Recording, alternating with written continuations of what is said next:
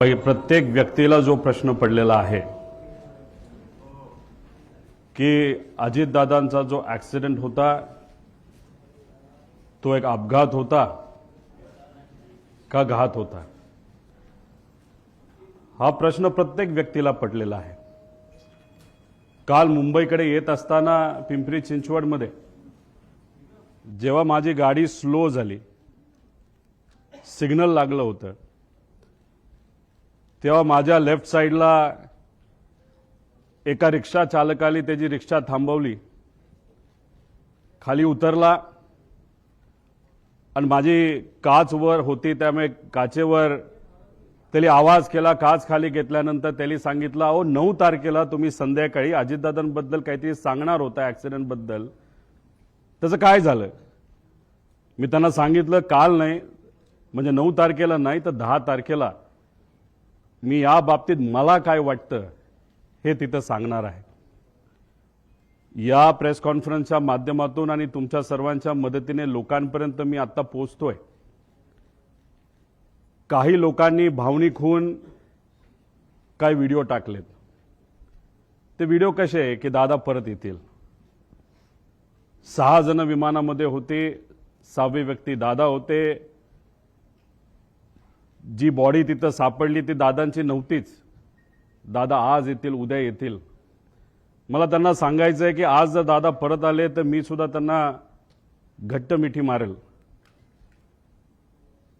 पण ॲक्सिडेंट झाल्यानंतर 6 दिवस दररोज जेव्हा मी उठत होतो तेव्हा मला असं वाटत होतं काहीतरी घाणेरडं स्वप्न मी तिथं बघितलेलं आहे की दादांचा ॲक्सिडेंट झाला आणि ते फक्त स्वप्नच होतं आणि खऱ्या अर्थाने ही गोष्ट घडली नाही असं कुठेतरी मला तिथं वाटत होतं।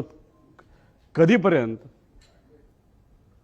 जेव्हा दादांचा एक स्वेटर तो सुद्धा जळलेला, त्यांची चप्पल, त्यांचं घड्याळ जे दररोज ते घालायचे आणि ते घड्याळ दादा कधी पण त्यांचा जो वेळ असतो ते 15 मिनिटं पुढे ठेवायचे। 9 वाजले त्या घड्याळात वाजले होते आणि ते जळलेलं घड्याळ बंद पडलेलं तिथं मी बघितलं आणि जे कोणी तिथं बघत होते त्यांच्या डोळ्यात अक्षरशः अश्रू होतं, कोणी निशब्द झाले होते, कोणाला काहीच बोलता येत नव्हतं। त्यामुळे मला सर्व लोकांना एवढंच सांगायचं आहे की जी घटना झाली नाही, जे दादांना झालं नाही आपल्या सर्वांना वाटतं तसं नसून ही घटना झाली आहे आणि आज दादा आपल्यामध्ये नसले तरी सुद्धा विचाराने ते आपल्या सर्वांबरोबर आहेत। ते हे एक प्रेझेंटेशन इथं मी तुमच्या सर्वांसाठी केलेलं आहे। या प्रेझेंटेशनमध्ये मी स्वतः, माझी टीम, मित्र, ज्यांच्या कोणाकडे पर्यंत मी पोचू शकलो त्यांच्याकडनं जी माहिती आम्हाला मिळाली ती माहिती या प्रेझेंटेशनच्या माध्यमातून आपल्या सर्वांपर्यंत आणण्याचा प्रामाणिकपणे प्रयत्न केलेला आहे। काही लोक म्हणतील ही कुठून आणली, कशी आणली? ही आम्ही आणली आहे। अजितदादांच्या प्रेमापोटी ही माहिती आम्ही गोळा केलेली आहे। मी सरकारमध्ये नाही, आम्ही सरकारमध्ये नसलो तरी जे काही जमलं, कारण का शेवटी दादा असतील, साहेब असतील, आम्हा सर्वांना एवढंच सांगितलेलं आहे की प्रयत्न करत राहावा आणि तो प्रयत्न या प्रेझेंटेशनच्या माध्यमातून हाच केलेला आहे की खरं काय घडलं याची माहिती लोकांना पाहिजे, आम्हाला माहिती पाहिजे, म्हणून हा प्रामाणिक असा प्रयत्न तिथं केलेला आहे। माझ्यासारख्या छोट्याशा कार्यकर्त्याला जर एवढं जमत असेल तर मला असं वाटतं की जर सगळ्या रिसर्च एजन्सी, इन्व्हेस्टिगेशन एजन्सी जर सरकारने नाही तर सरकारमध्ये असणाऱ्या लोकांनी जर लावल्या तर लवकरात लवकर आपल्याला या बाबतीतलं रहस्य त्या ठिकाणी कळू शकतं। सुरुवात करत असताना आता दादांचा मुंबई ते बारामतीचा विमान प्रवास थोडक्यात दिलेला आहे। 210 किलोमीटर विमानाचं अंतर त्यांना तिथं कव्हर करायचं होतं। 27 मिनिटं त्यांना त्या ठिकाणी लागणार होती आणि विमान कुठलं होतं तर VSR ही एक कंपनी ऑपरेटर त्यांचं त्या ठिकाणी ते होतं। लेअरजेट नावाचा एक ब्रँड आहे, बंबार्डियर नावाची एक कंपनी आहे कॅनडाची, पण हे विमान हे अमेरिकेमध्ये त्या ठिकाणी बनलं आहे। पुढं आता याबद्दल विमानाबद्दल बोलायचं झालं, बंबार्डियर एरोस्पेस 2010ला हे विमान बनलेलं आहे। लेअरजेट 45 हे विमानाचा टाईप आहे, खूप फास्ट विमान असतं। 51,000 फूट उंचीवर हे विमान त्या ठिकाणी ट्रॅव्हल करतं बाकीचे जर विमानं आपण बघितले त्याच्यामध्ये कुठली असू द्या तर ते विमानं हे 41,000च्या आसपास त्या ठिकाणी असतात. आता हे विमान लेअरजेट 45 असं त्या ठिकाणी दिसतं. त्याचे इंटरनल पार्ट हे मी तुम्हाला इथं दाखवले. अंदाजे अजूनपर्यंत आम्हाला कळलेलं नाही. अंदाजे या बाजूला म्हणजे लेफ्ट साईडला दादा तिथे कुठंतरी त्या ठिकाणी बसले असावे. या सेक्शन मध्ये आपल्या बॅगा नाहीतर अतिरिक्त जो काय आपल्या बरोबर सामान असतं हे सामान या भागामध्ये त्या ठिकाणी ठेवलं जातं. इथं पेट्रोल म्हणजे ह्या पेट्रोलच्या टाक्या आहेत असं आपल्याला समजायला काय हरकत नाही. बाकी डिटेल जर कोणाला पाहिजे असतं तर हे डिटेलमध्ये इथं दिलेलं आहे. आता या VSR कंपनीची माहिती मला आपल्या सर्वांना द्यायची. याच्यामध्ये विजय कुमार सिंग, त्यानंतर सीमा रिमी सिंग हे दोघं याच्यामध्ये पार्टनर आहेत. आणि विस्टा सेल्स प्रायव्हेट लिमिटेड नावाची एक कंपनी आहे. 2 डिरेक्टर विजय कुमार सिंग आणि रोहित सिंग. विजय आणि रोहित हा विजयचा मुलगा आहे. रोहित सिंग बद्दल मी पुढे 2-3 स्लाइड पुढे त्या ठिकाणी आपल्या सर्वांना माहिती देतो. याच्यामध्ये जर बघितलं तर हे 3 शेअर होल्डर इथं दिसतात. पण या खोलामध्ये जर गेलो विस्टा सेल्स प्रायव्हेट लिमिटेडमध्ये 27 वेगवेगळे शेअर होल्डर आहेत. ह्याच्यात जर खूप खोलात आपण गेलो तर कोणाची कंपनी आहे, कोण तिथं शेअर होल्डर आहे, विमान कोणाचे हे तिथं आपल्या सर्वांना कळेल. पण याच्या खोलामध्ये तिथं आम्ही जात नाही. त्या पद्धतीची माहिती आमच्यापर्यंत आहे. पण अजून खोलात जाऊन जर उद्या जाऊन लागलं तर ती माहिती आपल्या सर्वांना आम्ही देऊ शकतो. त्यानंतर या कंपनीकडनं या कंपनीचं म्हणजे VSRचं तसं बघितलं तर लेअर जेटच्या बाबतीत त्यांची मोनोपोली आहे या देशामध्ये. सगळ्यात जास्त लेअर जेटचे विमानं जर कोणाकडे असतील तर ते VSR नावाच्या कंपनीकडनं. विजय कुमार सिंग एक छोट्या कंपनीमध्ये काम करायचे पण नंतर कष्ट केले असतील नाहीतर काय बऱ्याच काय गोष्टी झाल्या असतील. त्यांनी स्वतःची VSR नावाची ही कंपनी तिथं सुरू केलेली आहे. पुढे आता अपघाताच्या दिवसाची टाइमलाईन जर आपण बघितली तर 7:02 तिथं जो क्रू असतो म्हणजे पायलट अटेंडंट हे सगळे तिथं 7:02 तिथं पोहोचले. कॅप्टननी चेक केलं बारामती एअरपोर्टला. तिथं फोन केला असेल, माहिती घेतली असेल, ATCशी बोलणं झालं असेल, बाबा तिथं विजिबिलिटी आहे का असा प्रश्न तिथं केल्यानंतर तिथं ऑल ओके 7:10 सांगण्यात आलं. 7:17 दीपक जाधव विदीप जाधव जे त्यांचे PSO होते दादांचे हे तिथं पोहोचले होते. 7:50 दादा विमानतळाकडे पोहोचले.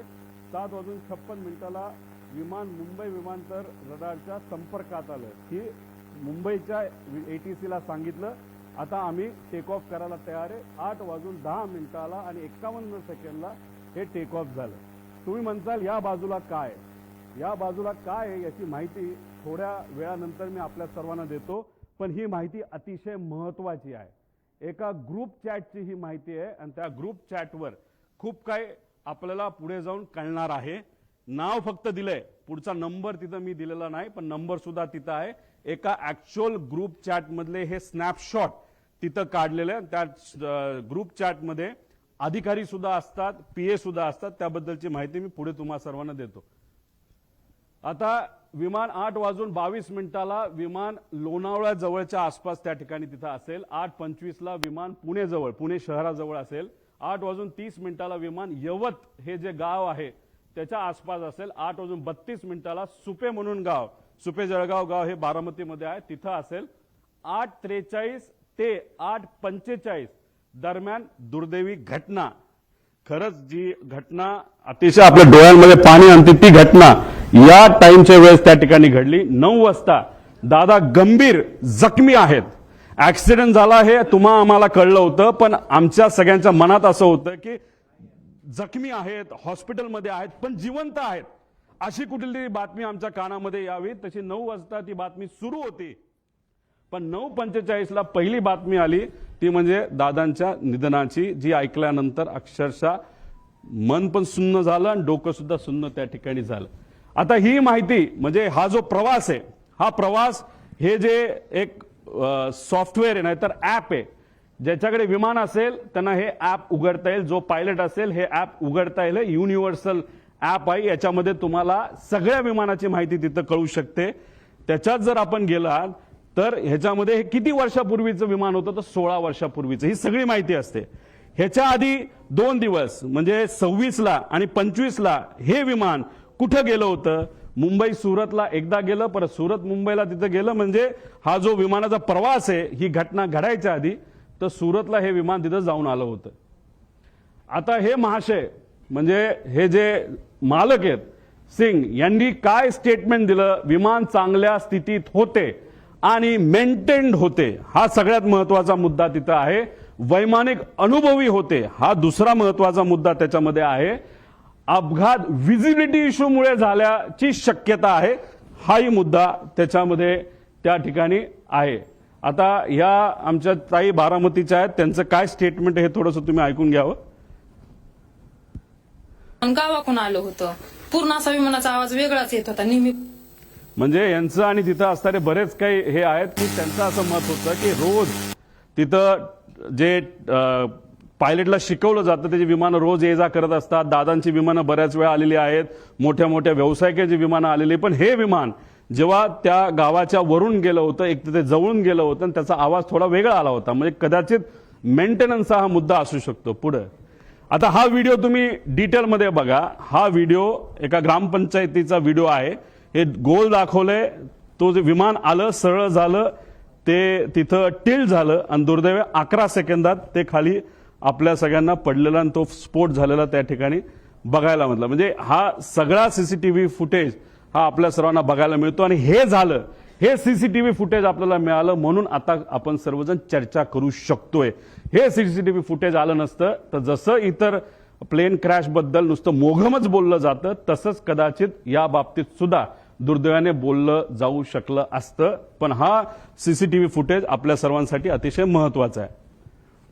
आता याच्यामध्ये आपल्याला प्रश्न काय पडतात? म्हणजे मालक तर बोलून गेला की काय झालं असावं हे असेल, तर ह्याच्यामध्ये विमान काय बिघाड म्हणजे ह्याच्यामध्ये काय बिघाड झाला होता ज्याच्यामुळे ते विमान स्टॉल झालं? स्टॉल झालं म्हणजे बंद पडून ते एका बाजूला त्या ठिकाणी वळलं.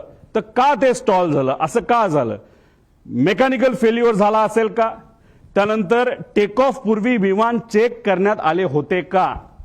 आपण कधी गाडी घराच्या बाहेर काढत असताना पेट्रोल आहे का, ऑइल आहे का, ह्या बेसिक गोष्टी बघतो. तसं विमान उडवायच्या आधी त्याच्यामध्ये टेक ऑफ पूर्वी विमानाचं इन्स्पेक्शन एक मेकॅनिकल अधिकारी करत असतो. त्याचं कामच तेवढं असतं की विमान नीट आहे का, सगळ्या केबल लागल्यात का. जसं की लिफ्ट आपल्या घरी असेल नाही तर ऑफिसमध्ये असेल आणि त्याचं इन्स्पेक्शन जर करायचं असेल तर त्या ज्या केबल आहेत त्या नीट आहेत का, बटणं नीट दाबली जातात का, आणि समजा जर लाईट गेली तर लिफ्ट ऑटोमॅटिकली एका फ्लोअरला येऊन थांबते का, हे जे बेसिक लिफ्टमध्ये चेक केले जातात. हे तर 51,000 फीटला उडणारं विमान आहे आणि ह्याचं चेकअप तर करावाच लागतो. हे DGCA सुद्धा सांगितलेलं आहे. जगातल्या प्रत्येक देशामध्ये हे आपल्याला तिथं फॉलो करावं लागतं. त्यामुळे टेक ऑफ पूर्वी याचं काय चेकअप झालं होतं का? चेक करणारे कर्मचाऱ्यांना आता आपल्याला पकडावं लागणार आहे, बोलावं लागणार आहे, चर्चा करावी लागणार. ते आम्ही करू शकत नाही, पण जी कुठली एजन्सी आता सरकारने दिलेली आहे त्या एजन्सीला तिथं असणारे जे कोणी चेक करणारे कर्मचारी आहेत त्यांच्याशी तिथं आपल्याला बोलावं लागेल. टेक लॉग हा प्रत्येक विमानाचा टेक लॉग हा केला जातो. टेक लॉग असेल तो जो अधिकारी आहे मेकॅनिकल इन्चार्ज तो सही करतो आणि विमान चालक जे असतात को पायलट आणि मेन पायलट हे त्याच्यावर तिथं सही करतात. टेक लॉग सुद्धा आता आपल्याला शोधायचं आहे. आणि विमान हे जे होतं ते एअरवर्दी होतं का, म्हणजे विमान उडण्याच्या लायकीचं होतं का, असा एक वेगळा रिपोर्ट हा DGCAचा असतो. तो सुद्धा तिथं बघण्याची जरूरत आहे. रुटीन लाईन मेंटेनन्स हा करावा लागतो. एक मेन मेंटेनन्स, इंजिन काढावं लागतं, घालावं लागतं, ऑइल चेक करावं लागतं सगळं. आणि त्यानंतर हा रुटीन मेंटेनन्स, कुठलंही प्रवास झाल्यानंतर ते विमान चेक करावं लागतं, त्याला रुटीन मेंटेनन्स बघावं लागतं. आणि हे अतिशय क्रिटिकल एरिया असतो हा पोलिसांचा विमानाचा. तिथं सगळीकडे सीसीटीव्ही कॅमेरा असतात. तिथं मोठ्या मोठ्या इंडस्ट्रियलिस्टचे विमानं ठेवलेली असतात आणि तिथं सगळीकडे हँगरच्या बाहेर आणि हँगरच्या आत सीसीटीव्ही कॅमेरा त्या ठिकाणी असतात. त्यामुळे ते सीसीटीव्ही कॅमेरा कुठे आहेत, कसे आहेत, कोण मेंटेन करत होतं, खरंच विमानाला कुणी हात लावला होता का, चेकिंग झालं होतं का, हे सगळं तिथं बघण्याची आपल्या सर्वांना जरूरत आहे. आणि विमानाचा हेवी बेस मेंटेनन्स हा कधी केला, कसा केला, काय केला, त्याला विमान कंपनीली सुद्धा शेड्यूल दिला असता आणि त्या शेड्यूल प्रमाणेच आपल्याला मेंटेनन्स हा करावा लागतो. ते झालं होतं का, त्याचा रिपोर्ट कुठे आहे. आणि हे रिपोर्ट का मागतोय, कारण का हे जे VSR कंपनी आहे त्या VSR कंपनीमध्ये अनेक एक्स DGCIचे लोक काम करतात, नाही तर त्यांचे कन्सल्टंट आहेत. त्यामुळे आम्हाला भीती अशी आहे की आतापर्यंत गेल्या 13-14 दिवसामध्ये काहीच झालं नाही, फक्त CCTV गोळा केलेले आहेत. बाकी ह्यांनी अजून सुद्धा रिसर्च नाही तर इन्व्हेस्टिगेशन काही झालेलं नाही. आणि असं जर टाइमपास करत राहिले तर मग हे सगळं मॅन्युप्युलेट केलं जाऊ शकतं. हे सगळे खोटे रिपोर्ट हे केले जाऊ शकतात. त्यामुळे रिपोर्टवर फक्त विश्वास ठेवून चालणार नाही, सगळे CCTV आपल्याला त्या ठिकाणी बघावं लागतील. आता ह्याच्यामध्ये या कंपनीचा इतिहास आपण तिथं बघू. तुम्हाला आठवत असेल 2023ला एक ऍक्सिडेंट झाला होता. ते कुठलं विमान होतं, लेअर जेटचं विमान होतं. बघा इथं आता ते विमान तुम्हाला क्लिअरली दिसेल नाही दिसेल माहित नाही, हे पडलं, हे घसरत गेलं, पाऊस तिथं पडत होता, स्पीड खूप होतं, विमानचा टाईप लेअर जेटचाच होता. आता काही लोक लगेच टीव्हीवर बोलायला लागले होते की अरे बारामतीचं जे विमान आहे त्या ILS सिस्टम नाहीये, असं बरेच रिसर्च अभ्यासू लोक म्हणायला लागले. बरोबर आहे, पण त्याच विमानतळावर बऱ्याच वेळा अनेक वेळा मोठे इंडस्ट्रियल्स पासून सगळे तिथं उतरलेले आहेत ILS सिस्टम नसताना. आणि ILS सिस्टम बद्दल आपण चर्चा करतोय तर हा ऍक्सिडेंट जिथं झाला मुंबईला, तिथं तर हायली ऍडव्हान्स सिस्टम आहे, ILS सिस्टम सुद्धा आहे, तरी सुद्धा हा अपघात झाला कसा. त्यामुळे फक्त ILS सिस्टम बारामतीला नाही म्हणून ते ढकलून त्या ठिकाणी चालणार नाही. आता हा ऍक्सिडेंट झाला, कसा झाला, काय झाला, व्हिजिबिलिटी वर ढकलून मोकळे झाले विमानाचे, अजून पाऊस होता, हे होतं. मग ILS सिस्टम असताना पाऊस होताना सुद्धा बाकी विमानं लँड होऊ शकत होते. मग आमच्या VSR या कंपनीचं लेअर जेटचं विमान का लँड होऊ शकलं नाही आणि का घसरत गेलं, याचा अभ्यास कुठं ना कुठं त्या ठिकाणी करावा लागेल. 2023चा हा विषय. मग आतापर्यंत रिपोर्ट आला असेल, आतापर्यंत एन्क्वायरी क्लिअर झाली असेल, तो रिपोर्ट मीडियाकडे आला असेल, तो रिपोर्ट कंपनीली जे लोक आत होते, ज्या कंपनीली ते भाड्यावर घेतलं होतं त्या लोकांना दिला असेल, अशी अपेक्षा आपण करू. कारण 2 वर्ष एवढा मोठा अपघात होऊन हे कुठेही रिपोर्ट कुणी दाबू शकत नाही. बघूया काय झालं पुढं. दुर्दैव असं 2023ला हा अपघात झाला, पण आतापर्यंत त्याचा रिपोर्ट आलेला नाही. अजितदादांचा दुर्दैवी ऍक्सिडेंट झाल्यानंतर त्या बातम्या जेव्हा अख्ख्या देशामध्ये तुमच्या माध्यमातून त्या ठिकाणी केल्या गेल्या, तेव्हा कुठेतरी DGCAला तिथं जाग आली आणि final report soon in September 2023 Mumbai layer jet असं सांगण्यात आलं. म्हणजे कुठेतरी VSRचा एक होल्ड आहे DGCAवर, असं आमच्या सगळ्यांचं मत आहे. म्हणून एवढा मोठा रिपोर्ट होऊन त्या ठिकाणी तो दाबण्यात आला. मग का हा रिपोर्ट दाबण्यात आला? हा रिपोर्ट जर आतापर्यंत आला असता, तो जर सरकारपर्यंत पोहोचला असता, तर मग काही गोष्टींमध्ये बदल होऊ शकले असते. आणि मग आज आपले अजितदादा, माझे काका, हे आज आपल्या सर्वांमध्ये इथं असू शकले असते. पण हा रिपोर्ट न झाला, न त्याच्यावर चेक झालं, कसं घडलं याचा कुठेही अभ्यास त्या ठिकाणी झाला नाही. हा रिपोर्ट आजपर्यंत दाबला असं आमच्या सगळ्यांचं त्याच्यामध्ये म्हणणं आहे. बरं ठीक आहे, भारताने हा रिपोर्ट दाबला. मग आता इंटरनॅशनल लेवलला काय झालं ह्याचा अभ्यास तुम्ही बघूया. EASA European aviation safety agency, ह्यातले काही विमान आहेत, लेगेसी आहे, ग्लोबल आहे, जे विमानं दुबईला पण पोहोचू शकतात, लंडनला सुद्धा पोहोचू शकतात, एवढी मोठी विमान आहेत. तुम्ही बघितलं असेल जेव्हा माझ्या मतदारसंघामध्ये एक फार मोठे क्रिकेटर हे आले होते, एक फार मोठं विमान घेऊन तिथे मी गेलो होतो आणि ते विमान हे लंडनला सुद्धा लँड होतं. आणि ते कोणाचं होतं? ते VSRचं होतं. मग हे विमान लंडनला तिथं पोहोचत असेल, नाही तर युरोपमध्ये तिथं जात असेल, जेव्हा ही घटना भारतामध्ये, महाराष्ट्रामध्ये, मुंबईमध्ये घडली 2023ची, त्याची दखल युरोपियन एव्हिएशन सेफ्टी एजन्सीने घेतली आणि एजन्सीने VSRला विचारलं, अरे बाबा तुला TCO थर्ड कंट्री ऑपरेटर म्हणून आम्ही परवानगी दिलेली आहे, तुम्ही आमच्याकडे लँड होऊ शकता, पण ही घटना घडली कशी याचा रिपोर्ट आम्हाला तू दे, सेफ्टी तू करतो काय करतो कशा, या बाबतीत आम्हाला थोडी तरी माहिती दे. दुर्दैवाने आतापर्यंत ती माहिती ही या मोठ्या एजन्सीला, या VSR कंपनीला दिलेली नाही. तिथे सुद्धा हे दाबण्यात आलं आणि कुठंतरी काहीतरी गोष्ट लपवण्यात आली आणि त्यांनी सांगितलं लेवल 1 ची त्रुटी असल्याच्या कारणाने EASA कडून VSRचा परवाना रद्द झाला. लेवल 1 म्हणजे काय? सगळ्यात बेसिक सेफ्टी, ज्याच्यामुळे ऍक्सिडेंट होऊ शकतो, विमान पडू शकतं, माणूस जाऊ शकतो, याला लेवल 1 ची सेफ्टी त्याच्यामध्ये म्हणतात आणि ते तिथं झालं. आता there is major non compliance, त्याने हे direct serious risk to flight safety immediate corrective action required, त्याशिवाय आम्ही उडून देणार नाही असं युरोपियन एजन्सीने सांगितलं. आणि त्यांनी काय केलं, सस्पेंडेड ऑपरेशन, ग्राउंडेड एअरक्राफ्ट, सगळे अप्रुव्हल्स आणि सर्टिफिकेट काढून टाकले. सगळा मेंटेनन्स आणि त्याच्या फ्लाईट ऍक्टिव्हिटीज त्या युरोपमध्ये होत्या सगळ्या बंद करून टाकल्या. आता हे जर युरोपची कंपनी करू शकते, हे महाराष्ट्रात घडलं, देशात घडलं, तरी व्हीएसआर अजूनपर्यंत का विमानं उडवते असा प्रश्न आमच्या सगळ्यांचा आहे. माझे काका गेले, आपले दादा त्याच्यात गेले, पण आज व्हीएसआरच्या माध्यमातून सीएमांची फ्लाईट तिथे घेतल्या जातात, सगळ्या मंत्र्यांच्या फ्लाईट घेतल्या जातात, तिथं दुसरे उपमुख्यमंत्र्यांच्या फ्लाईट घेतल्या जातात. त्यांच्या सेफ्टीबद्दल तर आपण विचार केला पाहिजे. एक नेता आमचा गेला, पण बाकी नेत्यांचं काय? मग ह्या व्हीएसआरला अजूनपर्यंत का परवानगी दिली जाते? त्यांचा एवढा होल्ड की अजितदादांचा ऍक्सिडेंट होऊन सुद्धा त्यांना तिथं थांबवलं जात नाही. ईएसए सारख्या मोठ्या एजन्सीली त्यांचा रद्द परवाना करून सुद्धा त्यांना तिथं परवानगी दिली जाते. तर एवढं फेवर व्हीएसआरला का केलं जातं असं आमचं मत आहे.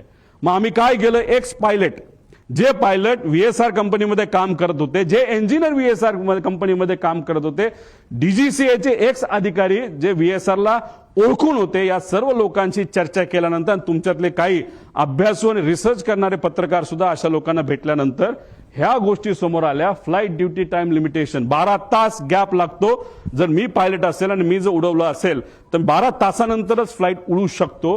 पण ही कंपनी, व्हीएसआर कंपनी, हे जे रिपोर्ट असतात एफडीटीएल, हे मॅन्युपुलेट करतात.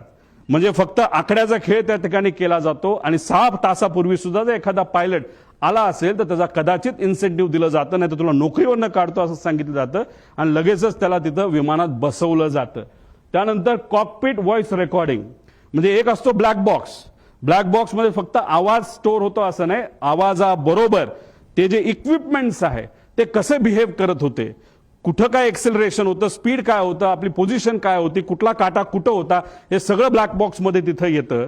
पण नॉर्मली जर आपल्याला कॉकपिट व्हॉइस रेकॉर्डर, हे साधे रेकॉर्डर असतात, त्यात कॉकपिटमध्ये काय झालं, संभाषण काय झालं याची माहिती आपल्याला देता येते. व्हीएसआर मध्ये कॉकपिट व्हॉइस रेकॉर्डर सिस्टम हे बंद ठेवलं जातं. त्यानंतर चेकलिस्ट टेकलॉग हा मेंटेन नीट केला जात नाही, तर मॅन्युपुलेट केला जातो. स्टँडर्ड ऑपरेटिंग प्रोसिजर एसओपी त्यांचं कुठेही नाही. आणि कॉस्ट कटिंगमध्ये हे महाशय, ही कंपनी अतिशय माहीर आहे.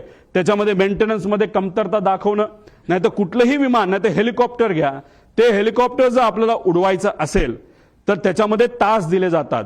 2200 तास ब्रँड टू ब्रँड, नाही तर 2500 तास. ते झाल्यानंतर इंजिन चांगलं असलं, काही नसलं तर पूर्ण इंजिन 6 कोटी रुपयाचं एखाद्या सिंगल इंजिन हेलिकॉप्टरचं आपल्याला बदलावंच लागतं. तसं इथे असतं. पण या कंपनीकडनं तिथं टायमिंग हे कुठेतरी चेंज केले जातात, मॅन्युपुलेट केले जातात आणि त्यामुळेच कुठेतरी ही घटना घडतात असं आमच्या सगळ्यांचं त्याच्यामध्ये मत आहे.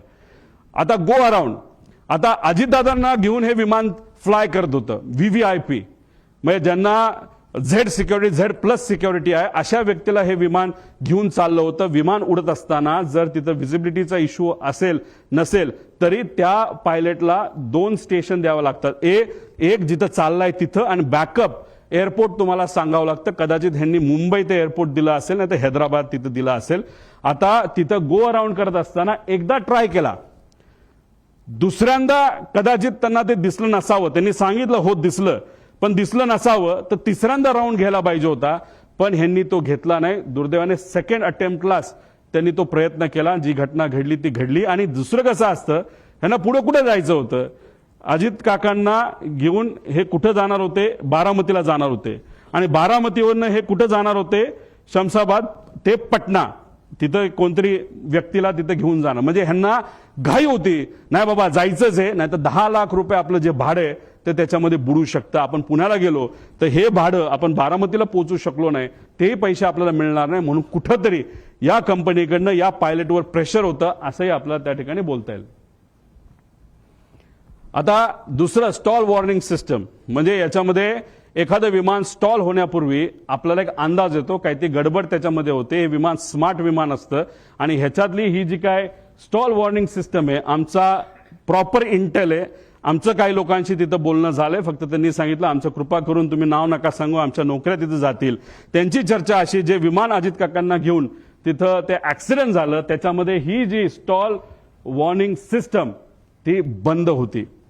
ती बंद असल्यामुळे काही गोष्टी आपल्याला आधीच कळल्या नाही आणि त्यामुळे ती घटना त्या ठिकाणी घडली असावी असं काही तज्ज्ञांचं तिथं मत आहे. आणि हेवी बेस मेंटेनन्स केलं कुणी ह्याच्यासाठी आम्ही हे पुरावे त्या ठिकाणी मागतोय.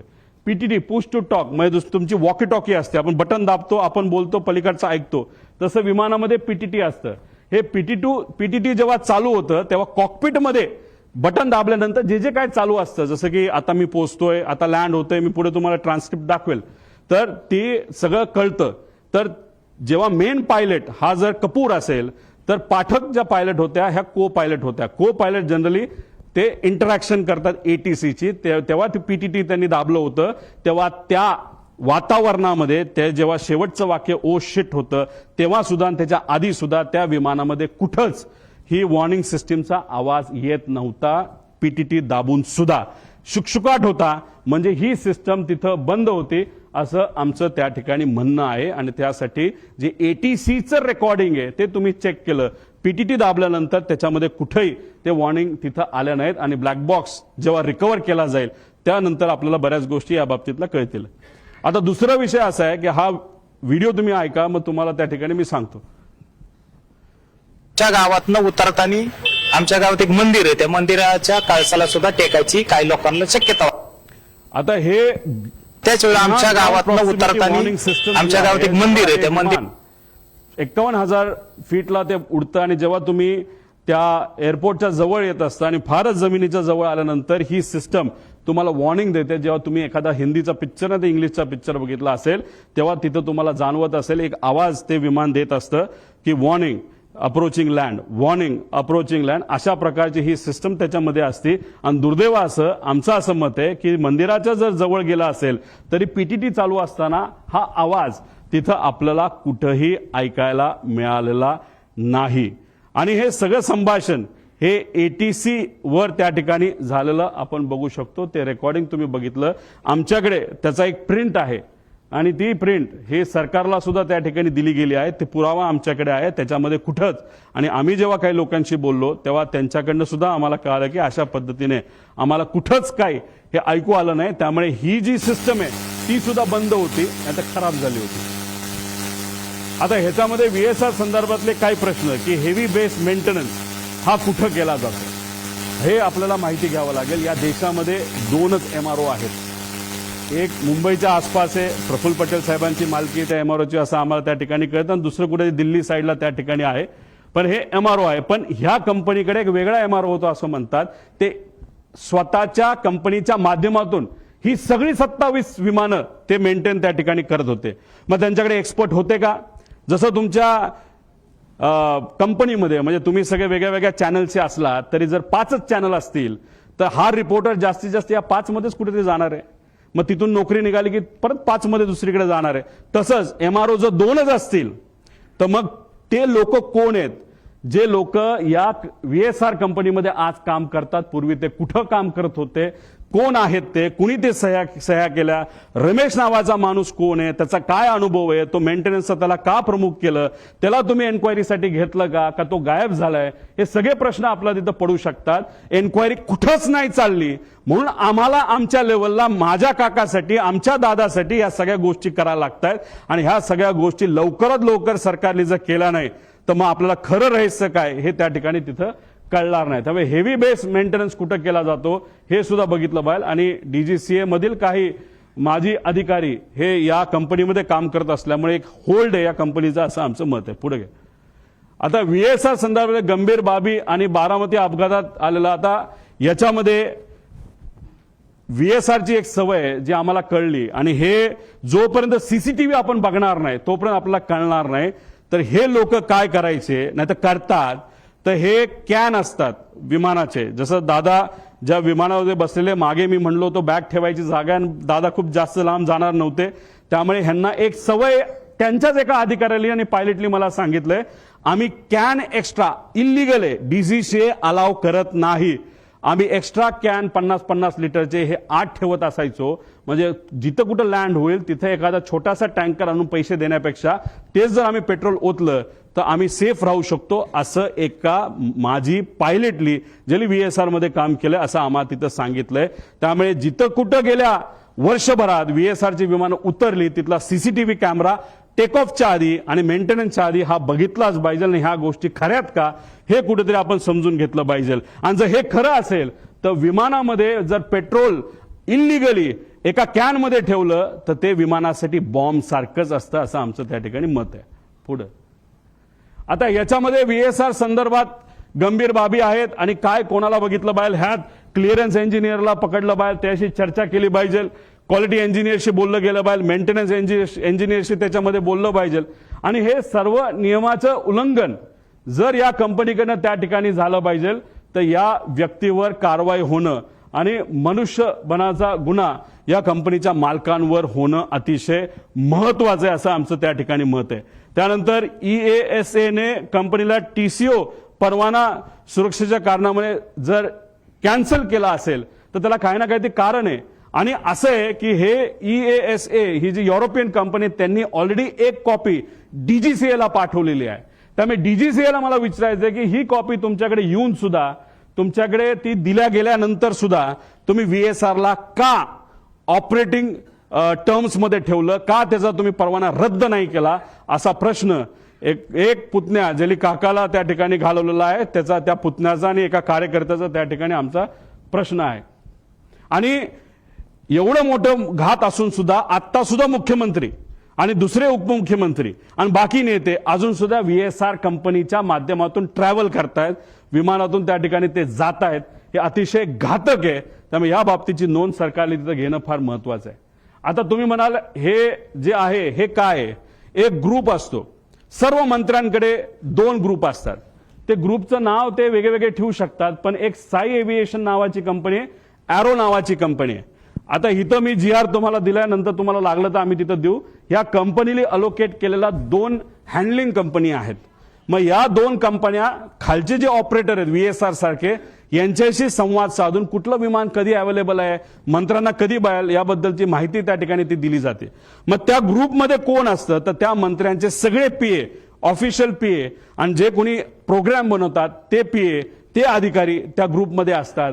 आणि त्याच्याच बरोबर आपले जे संचालय आहे ह्याचं महाराष्ट्राचं विमानांचं तिथले ते डायरेक्टर आहेत, ऑफिशियल IAS अधिकारी नाही तर त्या लेवलचा एक अधिकारी त्या ग्रुपमध्ये असतो. त्या ग्रुपमध्ये टाकलं जातं की उद्या जसं 27 जानेवारी 2026 ला 8 वाजता मुंबई ते बारामती अजित पवारांना जायचं असं ग्रुपमध्ये. आणि एरोचा टाइम होता 1 ते 15 हे साईसाठी होतं, 16 ते 31 तारखेपर्यंत एरोच्या ग्रुपमध्ये हा मेसेज टाकला. हे कोण क्रिस्टोफर नावाचा जो कुणी तिथला मॅनेजर आहे का ओनर आहे त्यांनी टाकलं नोटेड सर. तो झालं 7:13 आणि 7:14 संध्याकाळी. म्हणजे जे काही लोक म्हणतात दादा हे विमानाने जाणारच होते, हे प्री प्लॅन्ड होतं, असं अजिबात नाही. आदल्या दिवशी संध्याकाळी 27 तारखेला संध्याकाळी 7:13 वाजता ठरलं की अरे आता खूपच उशीर झालेला आहे, आता उद्या विमानाला गेल्याशिवाय गत्यंतर नाही. नाहीतर दादा गाडीली जे काय प्लॅनिंग केलं होतं, तुम्ही तिथला सीसीटीव्ही बघा देवगिरीचा, तिथं तुम्हाला दिसेल सगळ्या गाडी या लाईनीमध्ये लागल्या होत्या. दादाचा अंदाज होता 5, 5:30 ते 6 पर्यंत आपल्याला गाडीली पुण्यापर्यंत जायचं आणि पुण्यातून बारामतीला गाडीली त्या ठिकाणी जायचं, तरी सुद्धा उशीर झाला म्हणून हा ग्रुपवर मेसेज टाकला. आणि हे ग्रुप अशा पद्धतीने त्या ठिकाणी चालवले जातात. आता हे एरो नावाचा कंपनी कोणाची हे आपल्याला पुढे जाऊन बघावं लागेल. आता हे एरो कंपनी आहे, सरकारची विमाने बुक करण्यासाठी ही काम करते. ह्याचा जो हँडलर आहे आता तो कोण आहे आपल्याला शोधावा लागणार आहे, त्याचं फार वजन आहे एअरपोर्टवर, तो म्हणेल तसं तिथं काम केलं जातं असं माझं मत आहे. ही कंपनी कोणाची आपल्याला बघायला, एक कंपनीचा डायरेक्टर जो आहे तो पतंजली कंपनीमध्ये सुद्धा डायरेक्टर असं आम्हाला कळालं, पण आम्ही खूप खोलात गेलो असं नाही. ज्याला कोणाला बघायचं असेल ना तर ह्या ज्या इन्व्हेस्टिगेशन एजन्सीज आहेत त्यांनी सुद्धा एरोकडे लक्ष देण्याची जरूरत आहे. आता पुढे जाऊन तुम्हाला सांगतो त्या ग्रुपवर काय चर्चा झाली होती, पुढे घ्या. आता हा प्रश्न आहे घातपात आहे का, मला सुद्धा शंका आहे की कदाचित हे घातपात असू शकतं का, तर हे पुढच्या काही स्लाइड्स मध्ये मी आपल्या सर्वांना सांगतो. आता याच्यामध्ये आम्ही जेव्हा हा रिसर्च करत होतो, चर्चा करत होतो, ते एक सिक्युरिटी एरियामध्ये काम केलेला व्यक्ती, माजी अधिकारी, तो माझ्याकडे आला. त्याने मला सांगितलं तुला इस्रायल माहिती आहे का? मी म्हणलं माहिती आहे. तुला मग मोसाद माहिती आहे का? म्हणलं माहिती आहे. मग त्याचं काय? ते म्हणले हे पुस्तक बघ. मी म्हणलं बर, मग या पुस्तकाचं काय? ते म्हणले त्या पेजवर तू जा आणि त्या पेजवर एक लाईन आहे, ती लाईन तू त्या ठिकाणी वाच. ती कुठली लाईन आहे? ती ही लाईन आहे. आता डेगन नावाचा जो माणूस आहे तो एक एजंट आहे. एजंट म्हणजे कोण? जो एखाद्या व्यक्तीला असॅसिनेट नाहीतर एखाद्या व्यक्तीला मारायचं असेल प्लॅनिंगली, तर हा तो डेगन नावाचा एजंट आहे. त्याचं सगळ्यात उत्कृष्ट पद्धत मारायची काय असते त्या डेगन नावाच्या या पुस्तकात दिलेलं आहे की sometimes it's most effective to kill the driver and that's that. त्याचा अर्थ की एखाद्या व्यक्तीला आपल्याला जर मारायचं असेल तर सगळ्यात सोपा मार्ग कुठला असेल तर त्या व्यक्तीचा जो चालक आहे त्याला जर आपण मारलं तर विषय संपला. आता गाडीत असेल तर ड्रायव्हर, मोटरसायकलला असेल तर रायडर आणि विमानात असेल तर पायलट, असं म्हणायला काय हरकत आहे. पुढं आता घातपात, आता ही राज्यभरात चर्चा आहे. ह्याच्या खोलात जावं लागेल, ह्याच्या डिटेलमध्ये जाऊन माहिती घ्यावी लागेल, रिसर्च करावं लागेल. पण माझा काका गेलाय, आमचा दादा गेलाय, महाराष्ट्राचा एक फार मोठा नेता गेलेला आहे. तर ही घटना लाईटली घेऊन चालणार नाही. एखादी गोष्ट इकडे तिकडे झाली, आपण इकडे गेलो तिकडे गेलो, कुणी काय केलं, ह्याली काय होणार नाही. आम्हाला जोपर्यंत ह्याची उत्तरं मिळत नाही तोपर्यंत आम्ही शांत बसणार नाही. आता ह्याच्यामध्ये आदल्या दिवशी 27 जानेवारीला रोजच्या वेळेपत्रानुसार दादा संध्याकाळी म्हणजे जेव्हा कॅबिनेटच्या बैठका झाल्या, दादा म्हणाले होते अधिकाऱ्यांना की 4-5 तास मी माझी कामं करेल. काही अधिकारी मला, माझ्या पार्टीतले काही अधिकारी भेटणार आहे आणि काही नेते भेटणार आहेत आणि काही कर्मचारी भेटणार आहेत, त्यांच्याशी मी चर्चा करेल आणि मग मी मुंबईला जाईल, असा दादांचा त्याच्यामध्ये त्या ठिकाणी अंदाज होता. ताफा सुद्धा लागला होता. एक फार मोठे नेते दादांना भेटण्यासाठी येणार होते, ते वेळेत येणार होते पण उशीर झाला. ते उशिरा आल्यामुळे आणि चर्चा उशीरपर्यंत सुरू राहिल्यामुळे दादांचा वेळ त्याच्यामध्ये गेला आणि 5-5:30ला जे दादा गाडीने जाणार होते ते गाडीने जाऊ शकले नाही. त्यांना पर्याय राहिला नाही, त्यांना विमान बुक करावं लागलं आणि म्हणून 7:13 म्हणजे संध्याकाळी दुसऱ्या दिवशीचं विमान हे आदल्या दिवशी म्हणजे 27 तारखेला तिथं बुक झालेलं आपण बघितलं. पूर्व विदर्भातील एक कुठले तरी नेते हे मोबाईल चेक करा दादांचे, नाही तर लँडलाईनवर कोणाचा फोन होता काय होता मला माहित नाही, पण मला जे कळालेलं आहे सही करावीच लागते. फार महत्वाची फाईल आहे आणि मग ती फाईल कुठे हे जेव्हा बघितलं गेलं ती फाईल घरी नव्हती. ती फाईल मंत्रालयाच्या कार्यालयामध्ये होती दादांच्या. दादा कुठलीच फाईल मोकळी ठेवत नाहीत, पण अचानक ती फाईल तिथं होती. मग ती दादांनी बोलवली. बोलवण्यात येण्यात मुंबईचं संध्याकाळचं ट्रॅफिक तुम्हाला माहिती आहे. ती फाईल पोहोचूस तर वेळ गेला. वेळ गेल्यानंतर ती फाईल आली. पण एक मोठा नेता आपल्या पक्षाचं बोलत असेल तर सही तर करावीच लागेल आणि मग दादांनी ती सही केली. ती फाईल यूज तर सही करूस तर त्याच्यामध्ये दुर्दैवाने त्या ठिकाणी वेळ गेला. आता ह्याच्यात खोलात जर जायचं असेल, कारण आमच्या पण ओळखी तिथं आहेत, आमच्या पण जीवाची माणसं आहेत. अजितदादांबरोबर जेव्हा केव्हा मी भेटलो आणि दादांचा जो काही शेवटचे 3-4 महिने होते त्यात मी, दादा आणि त्यांच्याबरोबरचे अधिकारी एकदम घट्टपणे एक फार महत्वाची चर्चा त्या ठिकाणी करायचो.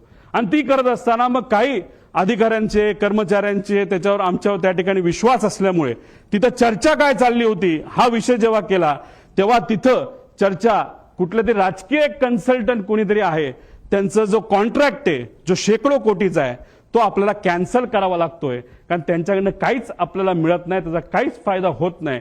कारण 7 दिवस आधी सुद्धा बारामती हॉस्टेलला दादांना जेव्हा मी भेटलो होतो तेव्हा सुद्धा दादांनी काही लोकांना सांगितलं होतं शहाणपणा करू नका, राजकारण आम्हाला शिकू नका, राजकारण आम्ही कसं करायचं हे माहिती सर्वे फक्त तुम्ही करा, अशी काहीतरी चर्चा तेव्हा झाली होती. आणि अशा पद्धतीची चर्चा तिथं झाली आणि दादांना त्याच्यामध्ये उशीर झाला आणि मग दादांना प्लॅन बदलावा लागला. आता हे सगळे बॅकग्राऊंड तुम्हाला फक्त सांगतोय. त्याचं कारण असं की प्लॅन का बदलावा लागला. आता मी येतो 28 तारखेला. आता काही लोक म्हणतात उपमुख्यमंत्री आहेत, दादा कडक होते, शिस्तीचे होते, दादांनी सांगितलं असेल पायलटला ए बाबा उडलंच पाहिजे.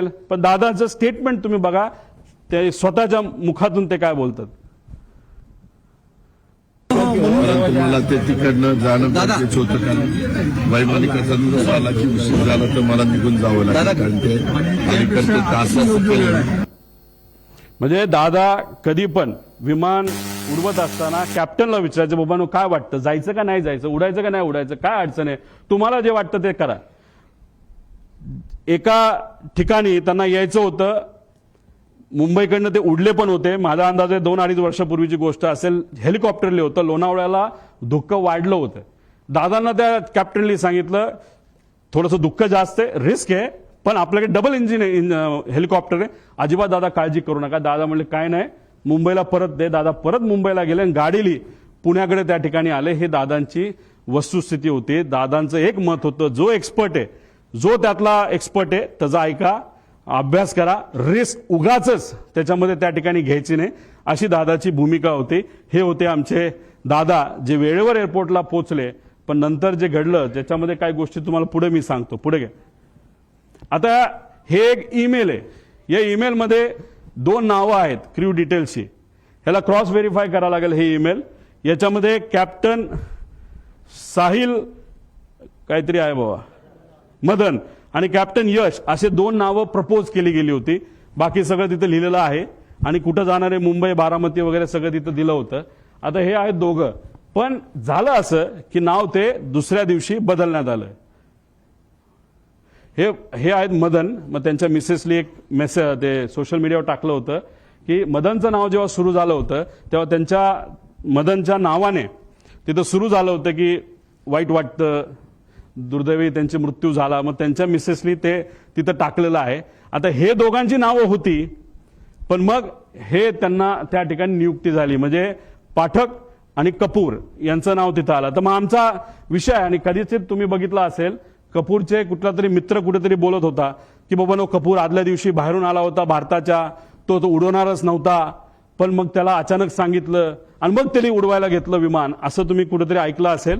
तर मग आमचा प्रश्न असा आहे की मग टेक ऑफ पूर्वी मुख्य पायलट हे का बदलले गेले आणि मग का असं नाव चेंज त्या ठिकाणी केलं गेलं. आणि जर टेक ऑफ करायचं असेल तर त्या पायलटला आधीच यावं लागतं.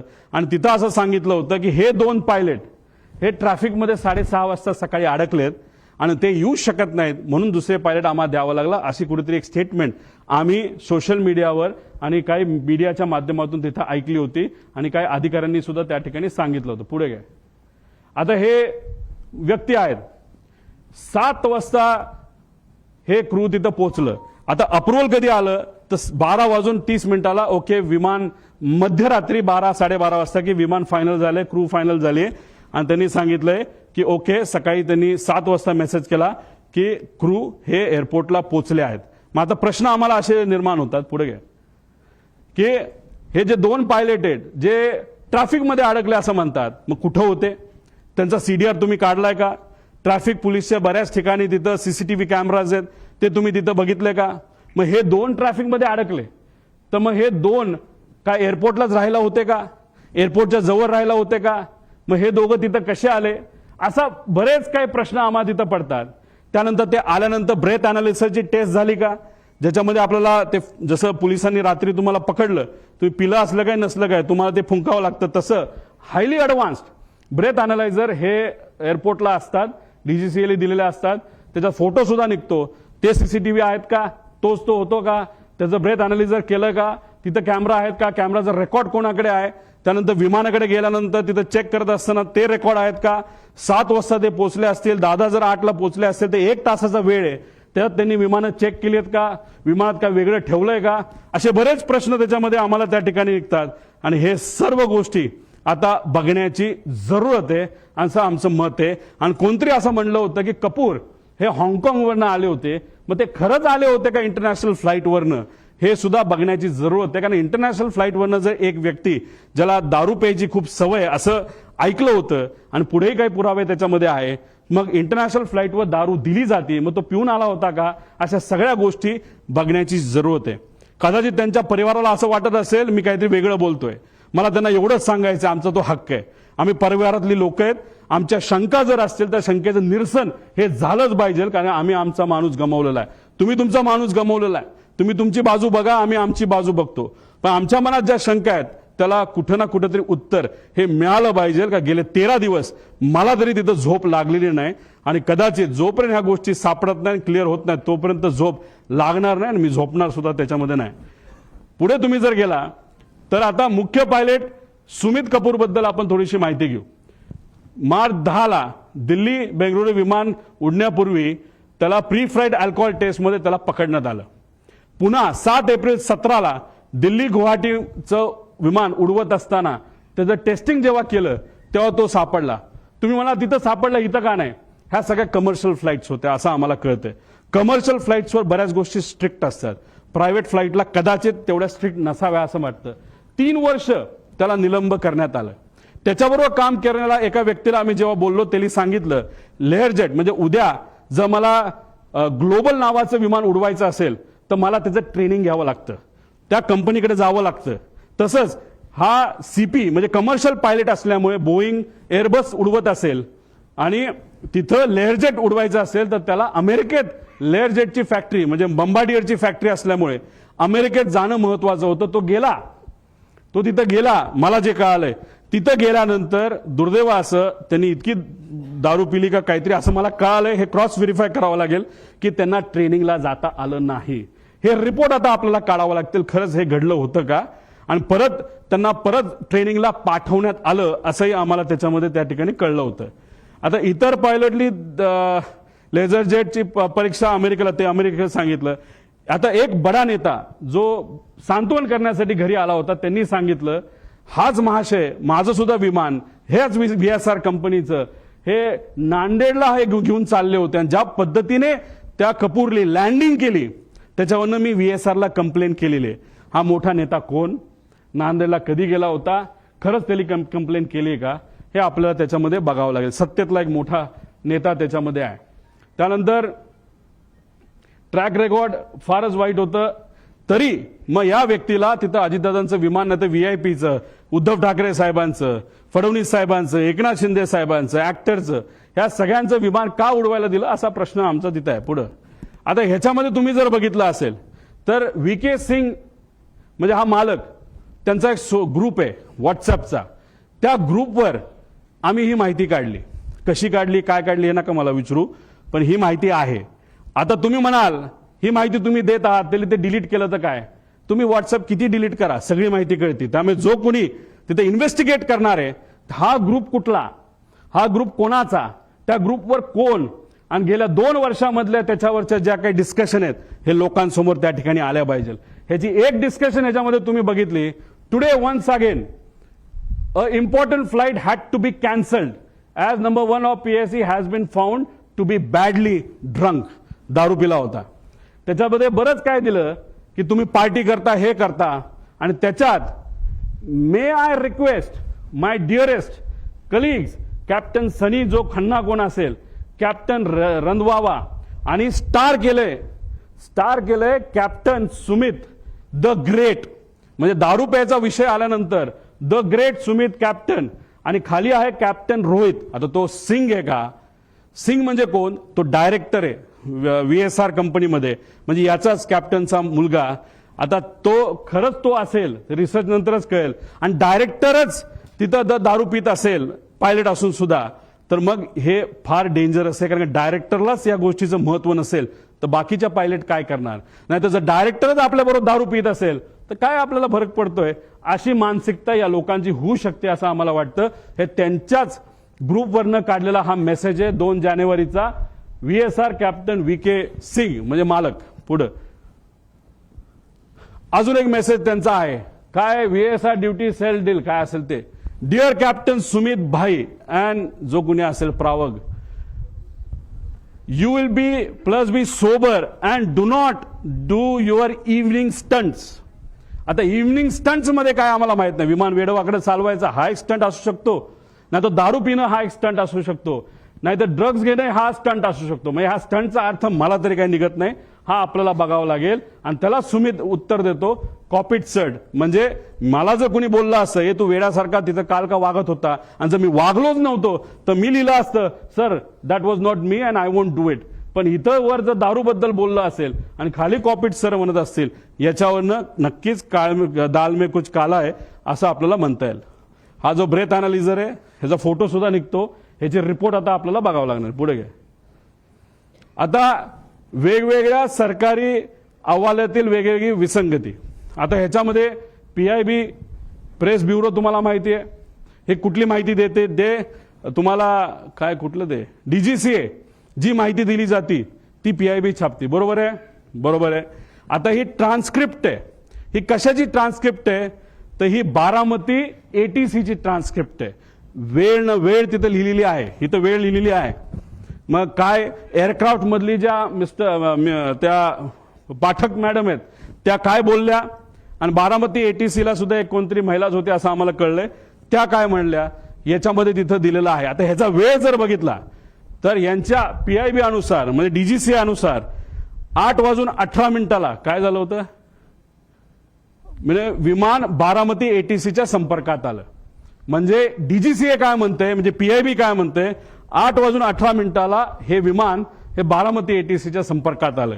पण हे विमान आलं होतं 8:19. तुम्ही म्हणताल एका मिनिटाने काय होणार आहे, हे विमान इतकं स्पीडमध्ये चालतं, हे एका मिनिटात हे विमान 15 किलोमीटर चालतं. आणि दादांचं जी काय घटना घडलेली आहे, काही मीटरमध्ये घडलेली आहे, याच्यावरनं एक मिनिटं हा महत्वाचा आहे. मग एवढी मोठी घटना घडली असेल तर मग 2 रिपोर्ट जे आहेत हे रिपोर्ट वेगळे का, असा प्रश्न एक परिवारातला एक व्यक्ती म्हणून त्या ठिकाणी मी करतो. आता आगीचे लोट दिसण्याचे टायमिंग PIB DGCA किती म्हणतं, 8:44. पण ट्रान्सक्रिप्ट प्रमाणे इथं 8:43:55 सांगितलं की मला आता लँडिंग पॅड म्हणजे स्ट्रिप तिथं दिसतीये. मग त्यांनी सांगितलं रनवे 11 क्लिअर टू लँड. त्यानंतर 8:44:13 ओ शिट म्हणजे ही जी पाठक मॅडम आहेत त्यांच्याकडनं ते शेवटचे शब्द होते, आणि त्यात 7 सेकंद तुम्ही ऍड करा, 44 प्लस काहीतरी 13 प्लस म्हणजे 20, तर त्याच्यात तो ऍक्सिडेंट तिथं झाला.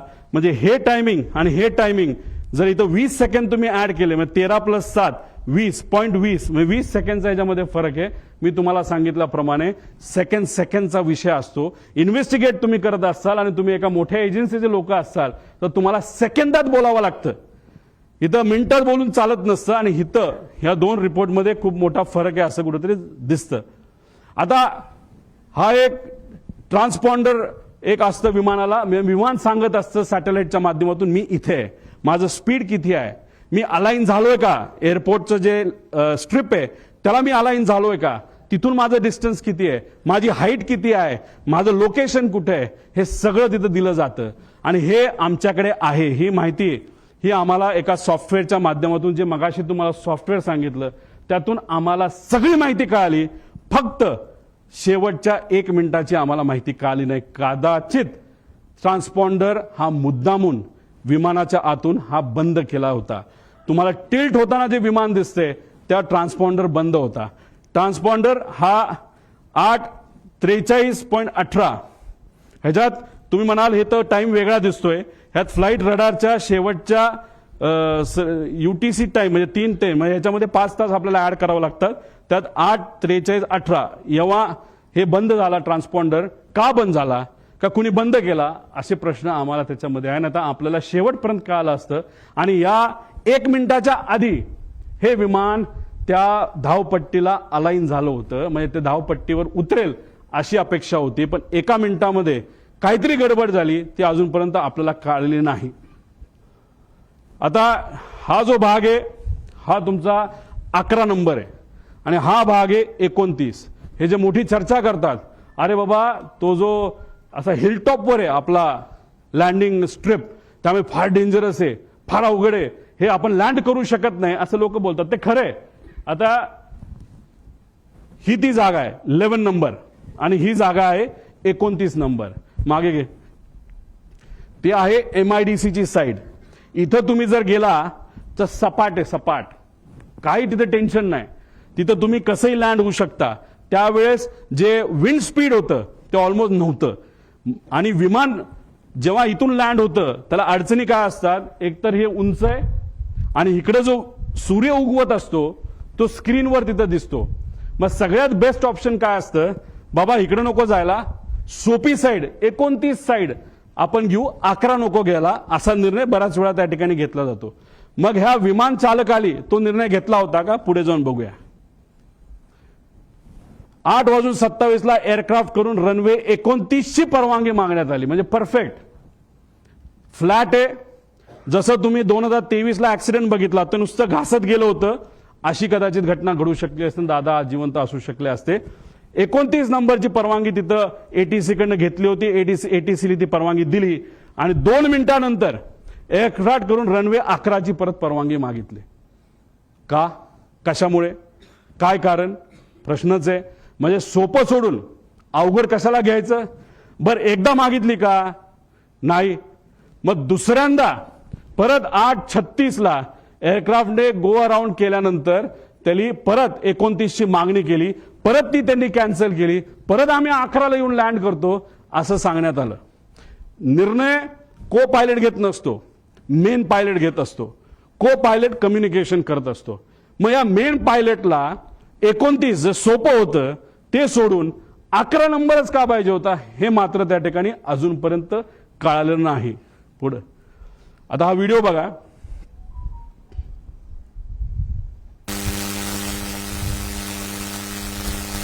थोडं मागे या. ही लांबून तुम्हाला दिसत असेल, हे धुक्क आहे, विजिबिलिटी हा प्रॉब्लेम होता. मागे या बाजूला थोडंसं तुम्ही जर बघितलं तर एक लाईन दिसते आणि नंतर ब्लास्ट दिसतो. थोडंसं डिटेलमध्ये बघा. एक लाईन आली, पडली, स्फोट झाला. ती लाईन काय आहे, ती आग आहे का, हे सुद्धा बघण्याचे कारण आहे. हे आपल्याला बघावं लागेल. ते काय अजूनपर्यंत कळलं नाही. ही विजिबिलिटी आहे.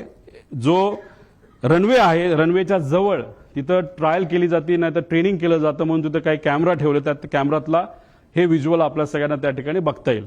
पुढे घ्या. आता ह्याच्यामध्ये हे आहे व्हिज्युअल फ्लाईट रूल्स. हे रूल काय सांगतं, आता मी सुद्धा हेलिकॉप्टर जेव्हा जातो तेव्हा मला विचारावं लागतं टेक ऑफ किती वाजता करायचा. मग टेक ऑफ किती वाजता करायचा कोण परमिशन देतं, एटीसी. का परमिशन देतं, धुक्क असेल आणि 1500च्या खाली जर विजिबिलिटी असेल तर मला परवानगी मिळत नाही. मला परवानगी हेलिकॉप्टरला 1500च्या पुढे असा अंदाज त्या ठिकाणी आहे. मग मी विचारलं विमानाला काय परवानगी आहे. विमानाला स्ट्रिक्ट रूल आहेत. कोणाचे आहेत, डीजीसीएचे रूल्स आहेत, व्हिज्युअल फ्लाईट रूल्स, की 5000 मीटरची जोपर्यंत विजिबिलिटी येत नाही तोपर्यंत विमान उडवायचंच नाही. म्हणजे लँडिंग सोडा, टेक ऑफ सुद्धा तुम्ही करू शकत नाही, असे आदेश त्या ठिकाणी तिथे दिले होते. आता तुम्हाला मला विचारायचंय की 8:30 वाजता विजिबिलिटी 3 किलोमीटरची होती. बघा 8:31 आणि 11 सेकंडला visibility is 3 kilometre as of now. कुणी सांगितलं, बारामती एटीसी. आता इथं ही जी कोणी व्यक्ती आहे हँडलर एरोचा, तो काय म्हणतो, captain checking visibility at Baramati 7:03. All okay sir 7:10. म्हणजे काय, विजिबिलिटी इज ओके. मग आता एरोला पकडायला काय कारण आहे, एरोली खोटी माहिती का दिली. साधा प्रश्न आहे. 8:30 वाजता जर विजिबिलिटी 3 किलोमीटर असेल तर सकाळच्या वेळेस 7 वाजता विजिबिलिटी कमी असेल का जास्त असेल, धुक्क जास्तच असेल ना. मग हा महाशय 7:10 म्हणतो ऑल ओके सर, म्हणजे visibility is okay, okay to take off. म्हणजे ह्या व्यक्तीने सुद्धा ऑफिसमध्ये जिथे डायरेक्टर, महाराष्ट्राचा डायरेक्टर एव्हिएशनचा ज्या ग्रुपमध्ये, त्या ग्रुपमध्ये हे महाशय म्हणतात all okay, visibility is fine, okay to take off. आणि ही गोष्ट बघितल्यानंतर आमचे दादा विमानात बसले आणि मग तिथं जे काय घटना त्या ठिकाणी घडली. मग एरोला पण जबाबदार धरायला काय कारण आहे, धरायलाच पाहिजे. त्यामुळे हे सगळे विषय आहेत. त्यामुळे इथं मोठा रूलचा डिफिशिएट आहे. मग या पायलटला माहित होतं विजिबिलिटी नाही, तरी तो हिरोगिरी करायला का गेला, मुद्दामून गेला का, त्याच्यावर कुठलं प्रेशर होतं का, का वेगळंच काय कारण आहे. आणि कदाचित त्याच्या मनामध्ये ही घटना घडवायचीच होती असे होते का, असे प्रश्न आम्हाला तिथं उद्भवतात. पुढच्या काय गोष्टी बघितल्यानंतर तुम्हाला त्या गोष्टी खऱ्या वाटतील. पुढे घे.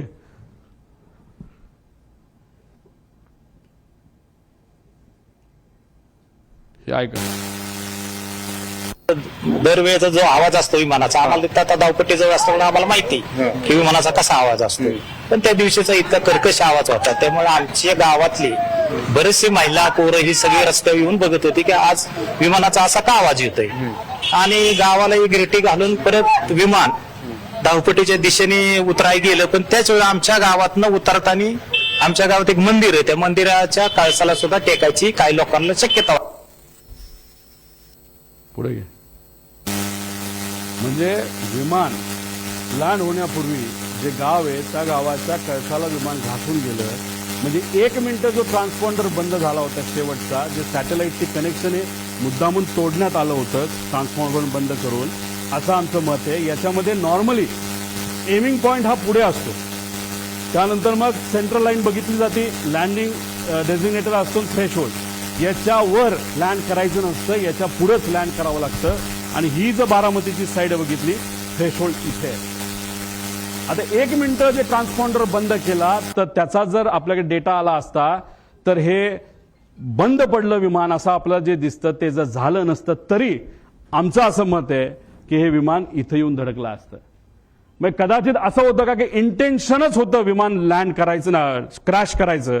कारण तुम्ही 29ला तुमच्याकडे संधी असताना तुम्ही सारखं सारखं या डोंगराळी भागाकडे का जात होता, आणि जर तुम्ही एवढ्या लो आला होता मग कुठंतरी तुम्ही जर ते तिथं बंद पडलं नसतं, नाही तर ते एका बाजूला गेलं नसतं, तर तसंही ते जाऊन विमान तिथं धडकू शकलं असतं, असं आम्हाला त्या ठिकाणी भीती आहे. नाही तर आम्हाला त्याबद्दलची त्या ठिकाणी शंका आहे. म्हणजे थ्रेशोल्डच्या खाली म्हणजे हे अनेक असे प्रश्न, म्हणजे एमिंग पॉइंट हा तो तिथली शेवटची बाजू म्हणजे डोंगराळी बाजूच एमिंग पॉइंट होतं का, असा प्रश्न त्याच्यामध्ये आहे. आणि त्याच्यातच तो पॉइंट समोर येत असताना कदाचित असंही होऊ शकतं, जेव्हा पाठकाला ते कळालं, त्या ज्या मॅडम होत्या त्यांनी कदाचित मग विमान एका बाजूला ओढण्याचा प्रयत्न केला. काय हे जोपर्यंत ब्लॅक बॉक्स आपल्याला मिळत नाही, जोपर्यंत आपल्याला कम्युनिकेशन त्या कॉकपिटमध्ये काय झालं हे जोपर्यंत कळत नाही, जोपर्यंत इक्विपमेंट मुवमेंट तिथे कळत नाही, तोपर्यंत ह्या गोष्टी आपल्याला कळणार नाही. त्यामुळे ह्या गोष्टींकडे खऱ्या अर्थाने लक्ष देण्याची जरूरत आहे. पुढे आता ह्याच्यामध्ये आपण जर बघितलं तर तुम्ही सुद्धा गाडी चालवत बाहेर जावा, एखादं कुत्रं मध्ये आलं, माणूस मध्ये आला आणि तुम्हाला माहिती आहे आता तुमचा ऍक्सिडेंट होणार आहे, कितीही तुम्ही शांत असला तरी तुम्ही एखादी शिवी द्याल, तुम्ही चिडाल, तुम्ही त्याकडे रागवून बघाल, काहीतरी तुम्ही कराल. आता याच्यामध्ये आपल्यासारखं म्हणजे सामान्य लोकांसारखं कुणी रिॲक्ट केलं, जेव्हा 8:43:55 फील्ड इन साईड जेव्हा पाठक मॅडम त्या ठिकाणी बोलल्या, तेव्हा तिथं 8:44:13 म्हणजे जेव्हा ते टिल्ट झालं तेव्हा मॅडम म्हणाल्या होत्या ओ शिट ओ शिट. हे त्यांचं रिॲक्शन आहे, हे त्या मॅडमचं रिॲक्शन आहे, को पायलटचं रिॲक्शन आहे. पण या पुऱ्या 5 मिनिटांमध्ये जेव्हा तो पीटीटी दाबला गेला होता, त्या पीटीटीत जेव्हा दाबलं जातं तेव्हा फक्त को पायलटचा आवाज येत नसतो, पायलटचाही आवाज येत असतो. पायलट जर गाणं गात असेल, काय सुंदर सिनरी आहे, काय झाडं आहेत, काय झुडपं आहेत, असं पायलट बोलला तरी त्या पीटीटी मध्ये तो आवाज रेकॉर्ड होतो. आम्हाला जे कळलंय त्या मेन पायलटचा आवाज कुठेही तिथं येत नव्हता. मग पायलट झोपला होता का डोज ऑफ झाला होता का वेगळंच काहीतरी झालं होतं का मुद्दामून त्याच्या मनामध्ये एक निश्चय त्याचा होता की आता आपल्याला हे विमान काही झालं तरी जमिनीवर त्या ठिकाणी घेऊन जायचं आणि ऍक्सिडेंटच घडवायचा, असे अनेक प्रश्न निर्माण होतात. त्यामुळे ब्लॅक बॉक्समधून माहिती आणणं हे महत्वाचं आहे. ही नॅचरल रिॲक्शन होती, ओ शिट ओ शिट. तिथं मेडे मेडे बोलावं लागतं, पण मेडे मेडे बोलण्याची सुद्धा मानसिकता त्या मॅडमची नव्हती. का? कारण का त्यांना या गोष्टीचं कदाचित काहीच माहित नव्हतं. जेव्हा विमान हाताबाहेर गेलं, नाहीतर तिथं एक सर्किट ब्रेकर नावाचा एक बटन असतं, ते जर बटन बंद केलं तर विमानाच्या सगळ्या गोष्टी बंद होतात आणि विमान ज्या पद्धतीने एखादी बाटली आपण असं फेकू त्या पद्धतीने ते तिथं पडतं, जे तिथं पडताना आपण सगळ्यांनी बघितलेलं आहे. आणि त्यानंतर 11 सेकंद नाही तर 8 सेकंद नंतर हे क्रॅश झालेलं आहे. म्हणजे 8 सेकंदाचा त्याच्यामध्ये गॅप आहे. बटन जेव्हा शिफ्ट केलं गेलं तेव्हाच त्या पाठक मॅडमला, ज्या तज्ज्ञ होत्या पायलटच्या, आणि एक गोष्ट तुम्ही समजून घ्या, माझ्या माहितीनुसार हे क्रॉस व्हेरीफाय करावं लागेल, हे कपूर 16,000 तास दिसत असले तरी पाठक मॅडम ज्या 1600 तासाचं त्यांचं फ्लाइंग आहे ते फक्त लेअर जेटवर झालं होतं. आणि हे जे आहे आपले कपूर यांचं फ्लाइंग हे वेगळ्या वेगळ्या विमानात झालं होतं. त्यांचा अनुभव कदाचित लेअर जेटवर या पाठक मॅडमपेक्षा कमी होता. आणि ते कॅप्टन इन कमांड जेव्हा कमर्शियल एअरलाईन मध्ये होते तेव्हा कॅप्टन इन कमांड ते नव्हते. नजीकच्याच काळामध्ये कॅप्टन इन कमांड ते झाले होते, असं कुठंतरी शंका, नाही तर काही प्रमाणात काही लोकांकडनं माहिती आम्हाला आलेली आहे. त्याची माहिती घेऊन त्या डिटेलमध्ये जाणं हे अतिशय महत्वाचं आहे. त्यामुळे दादांचा दौरा का बदलला, विमानाची वेळ बदलली गेली का, पायलट खरंच बदलले का बदलले असे काही प्रश्न आहेत. मग त्यानंतर केंद्रीय विमान मंत्रालयाचा अहवाल आलाय का, एटीसी ट्रान्सक्रिप्ट, आणि या अहवालामध्ये का त्याच्यामध्ये डिस्परन्सी आली, का त्याच्यामध्ये फरक आलेला आहे, मधील वेळेची विसंगती का आली, पायलट रडारचा 1 मिनिट आधीच ते जो ट्रान्सपॉन्डर आहे तो का बंद झाला, का बंद केला गेला, व्हिजिबिलिटी कमी असताना सुद्धा टेक ऑफ का झालं, जर टेक ऑफ पुण्याचं एअरपोर्ट बॅकअप पकडून केलं असेल तर लँड करण्याचा प्रयत्न का तिथं झाला, असा आमचा प्रश्न आहे. रनवे 29 अवेलेबल असताना, सेफ असताना, फ्लॅट असताना, कुठलंच टेन्शन तिथं नसताना, तिथं सूर्याचा पण त्रास नसताना सारखं सारखं मला रनवे 11च पाहिजे असं का त्या ठिकाणी सांगण्यात आलं.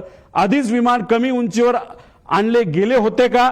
त्यानंतर शेवटच्या काही मिनिटात पायलट काहीच, जो मेन पायलट आहे, एवढी घटना जमीन जवळ येते, विमान टिल्ट होतंय, तिथं बंद पडतंय विमान, तरी तुम्ही काहीच बोलत नाही. याचा अर्थ काय. तर याचा अर्थ जर काढायला गेलं तर मी सामान्य परिवारातला एक व्यक्ती म्हणून, नाही तर सामान्य व्यक्ती ज्याचं टेक्निकल बॅकग्राऊंड कुठलंच नाही, मला असं वाटतं की हा अपघात नाही, हा 100% त्याच्यामध्ये घात असू शकतो. आणि हीच माहिती आम्हाला सगळ्या इन्व्हेस्टिगेशन एजन्सीजकडनं पाहिजे. पण मग इन्व्हेस्टिगेशन एजन्सी, सरकारी एजन्सी हे योग्य पद्धतीने काम करू शकतं का. करू शकतं, पण लोकांच्या मनामध्ये शंका आहे. काही दिवसांपूर्वी माजी अधिकारी ज्यांनी अजितदादांवरच टीका केली होती, त्या अधिकाऱ्याने सुद्धा सांगितलं की ठीक आहे, दादांचं माझं एवढं चांगलं नव्हतं, पण मग एन्क्वायरी करत असताना जर सरकारीच एजन्सी करणार असेल तर त्यांना जसं पाहिजे तसंच ते एन्क्वायरी करू शकतात. म्हणून आमचं परिवाराचं आणि एक कार्यकर्ता म्हणून आणि दादा हे आमचे नेते म्हणून आम्हाला ज्या काही शंका आहेत त्या शंका ह्या एक्सटर्नल एजन्सीकडनं त्या ठिकाणी घेणं अतिशय महत्वाचं आहे. ज्या नावं मी पुढे जाऊन तिथं आपल्याला सांग, BEA bureau of enquiry and analysis for civil aviation France ही एक चांगली कंपनी आहे. त्यानंतर AAIB UK ही दुसरी एक चांगली कंपनी आहे. नॅशनल ट्रान्सपोर्टेशन सेफ्टी बोर्ड, कारण का ही कंपनी बंबार्डियर ही कॅनेडियन कंपनी आहे, पण हे विमान मॅन्युफॅक्चर अमेरिकेत झालंय. अमेरिका जे कुठलं विमान मॅन्युफॅक्चर होतं त्याचं इन्व्हेस्टिगेशन ही एजन्सी अमेरिकेची तिथं करते. त्यामुळे या तिघीपैकी ज्या कुठल्या चांगली आहे, नाहीतर त्यातल्या 2 एजन्सीकडे हे काम तिथं देण्यात आलं. सरकार करायचं करू द्या, आमचा त्यांच्यावर काही विश्वास नाही असं नाही, पण त्यांनाही करू, पण ही बॅकअप अशा एजन्सी त्याच्यामध्ये असणं आमच्या सर्वांसाठी अतिशय महत्वाचं आहे असं माझं मत आहे. एक स्लाइड आधी. आता ह्याच्यामध्ये आपण जर बघितलं तर फॉरेन्सिकची जी टीम आहे ती टीम दुर्दैवाने उशिरा आली. ती का उशिरा आली, त्यांनी खरंच आतापर्यंत काय केलं. सीआयडीला काम दिलंय चांगली गोष्ट आहे. आपण सीआयडीला एअरपोर्टवर जाण्याची परवानगी आहे का. मी काही लोकांशी त्यांच्याशी बोललो, म्हणलं आतापर्यंत काय झालं. ते म्हणले आतापर्यंत आम्ही सीसीटीव्हीचे फुटेज घेतले. म्हणलं कुठले घेतले. ते म्हणले आम्ही एअरपोर्टचे घेतले. म्हणलं बाकीचं नाही. मग आम्ही एका अधिकाऱ्याशी चर्चा केली, अरे बाबा तुम्ही एवढा वेळ जर लावणार असाल, ह्याच्यामध्ये जर वेळ घालवणार असाल तर ते जी कंपनी आहे ते सगळे पेपर मॅन्युपुलेट करू शकते, सगळा एव्हिडन्स मॅन्युपुलेट केला जाऊ शकतो. थोडे दिवस थांबू, लोक विसरून जातील. लोक विसरणार नाहीत. आम्हाला ही माहिती पाहिजे म्हणजे पाहिजे. त्यामुळे सीआयडी विश्वास नाही असं नाही, पण त्यांना पूर्ण अथॉरिटी नसणार आहे.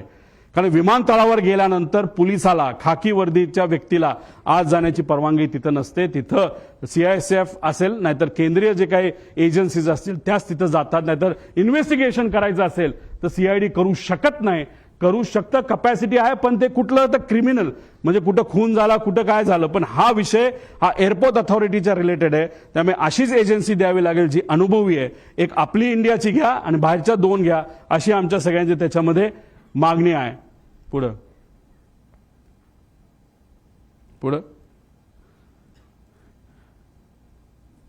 हे सगळे विषय आहेत.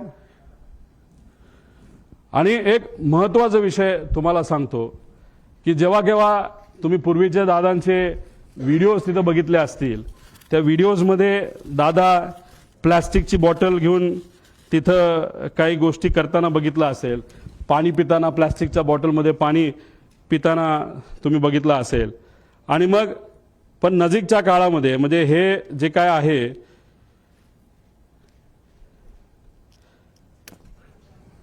आता हे जे काय झालं ते झालं. ही गोष्ट कदाचित दादांच्या मनामध्ये असावी की कधीही काही होऊ शकतं. त्यामुळे गेल्या काही महिन्यांमध्ये दादा प्लास्टिक बॉटलवरनं दादा अशा बॉटलमध्ये त्या ठिकाणी आले होते. का आले होते, कशामुळे आले होते, ह्याच्यात काय करू शकता येत नाही. म्हणून तुमचे नजीकच्या काळामधले काही महिन्यातले जर तुम्ही त्यांचे व्हिडिओज बघितले, मागे सिक्युरिटीचा अधिकारी असतो उभा, तो सुद्धा त्यांचा विश्वासू, त्याच्या हातामध्ये काचेची बाटली असते आणि ती काचेची बाटली अशीच नसते, ती बऱ्याच वेळा चेक केलं जातं आणि त्यानंतर त्यांच्या हातामध्ये ती बाटली असायची. मग दादा प्लॅस्टिक बाटलीवरनं दादा या बाटलीवर का आले असाही प्रश्न पडतो. जेव्हा माझ्या एका मित्राली हेलिकॉप्टर घेतलं होतं, मी दादांना सांगत होतो, दादा माझ्या मित्राला एक हेलिकॉप्टर घेतलंय. म्हणलं चांगला आहे, तो तुझा विश्वासू आहे का? म्हणलं हो आहे. मग त्याचंच हेलिकॉप्टर तू वापर, बाहेरून तू घेऊ नको. आम्ही आत्ताच्या काळामध्ये बरंच काही वेगळं ऐकलेलं आहे. आता ह्याच्यातून ते मला काय सांगण्याचा प्रयत्न करत होते मला तर ते काय माहीत नाही.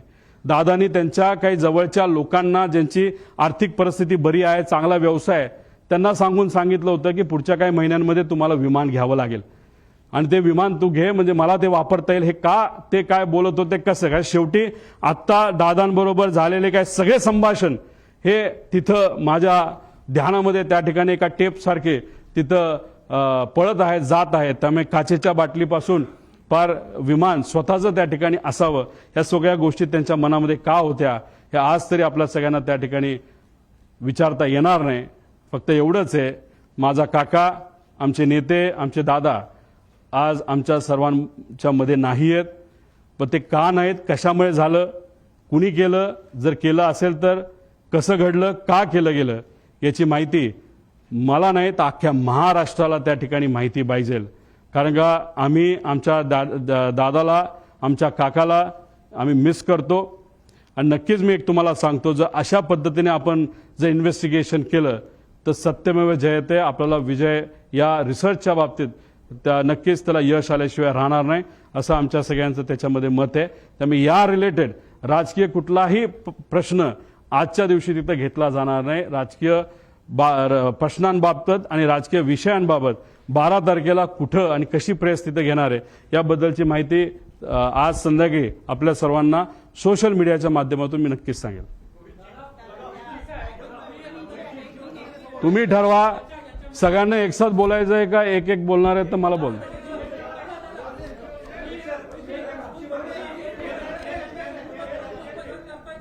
हा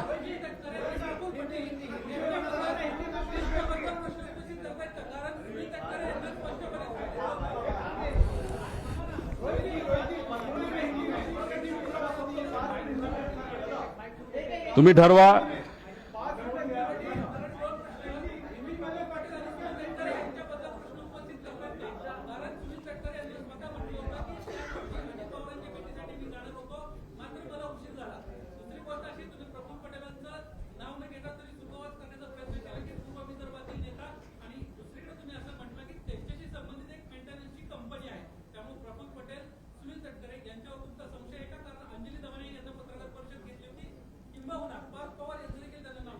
एक तुम्ही समजून घ्या, हा अपघात होता का घात होता असा प्रश्न तुम्ही केला तर आमची शंका, म्हणजे माझी आणि असंख्य महाराष्ट्रातल्या लोकांची शंका आहे की हा घात होता. आता तुम्ही जर प्रेझेंटेशन बघितलं असेल तर 60-70 पानाचं मी प्रेझेंटेशन केलं.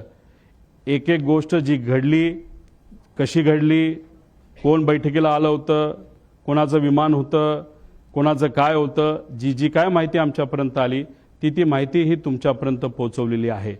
या प्रेझेंटेशनच्या माध्यमातून यांच्यावर ऑब्जेक्शन घेतोय, शंका घेतोय का त्यांच्यावर शंका घेतोय असं अजिबात कुठंच नाही. मी वस्तुस्थिती तुम्हाला सांगितली.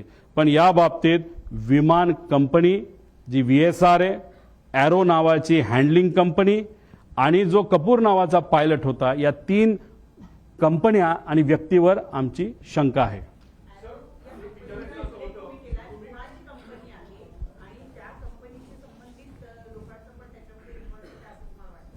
या पुऱ्या डिस्कशनमध्ये तुम्ही बघितलं असेल, एरो नावाच्या कंपनीने VSRचं हे विमान हायर केलं होतं. ते सरकारी GR प्रमाणे केलं होतं. साई आणि एरो या 2 कंपन्या यांनाच तिथं कॉन्ट्रॅक्ट दिलेला आहे की VIPंना विमान देण्याचं. आणि मग 15 ते 31 तारखेपर्यंत ॲरोची जबाबदारी त्याच्यामध्ये होती. ॲरोने ते बुकिंग केलं होतं. तो कोण पवार का कोण नावाचा जो माणूस आहे तो हँडलर आहे, तो ॲरोचा हँडलर आहे. त्यांनी सांगितलं होतं की व्हिजिबिलिटी ऑल ओके, म्हणजे कुठे ते मिसरिप्रेझेंटेशन झालं.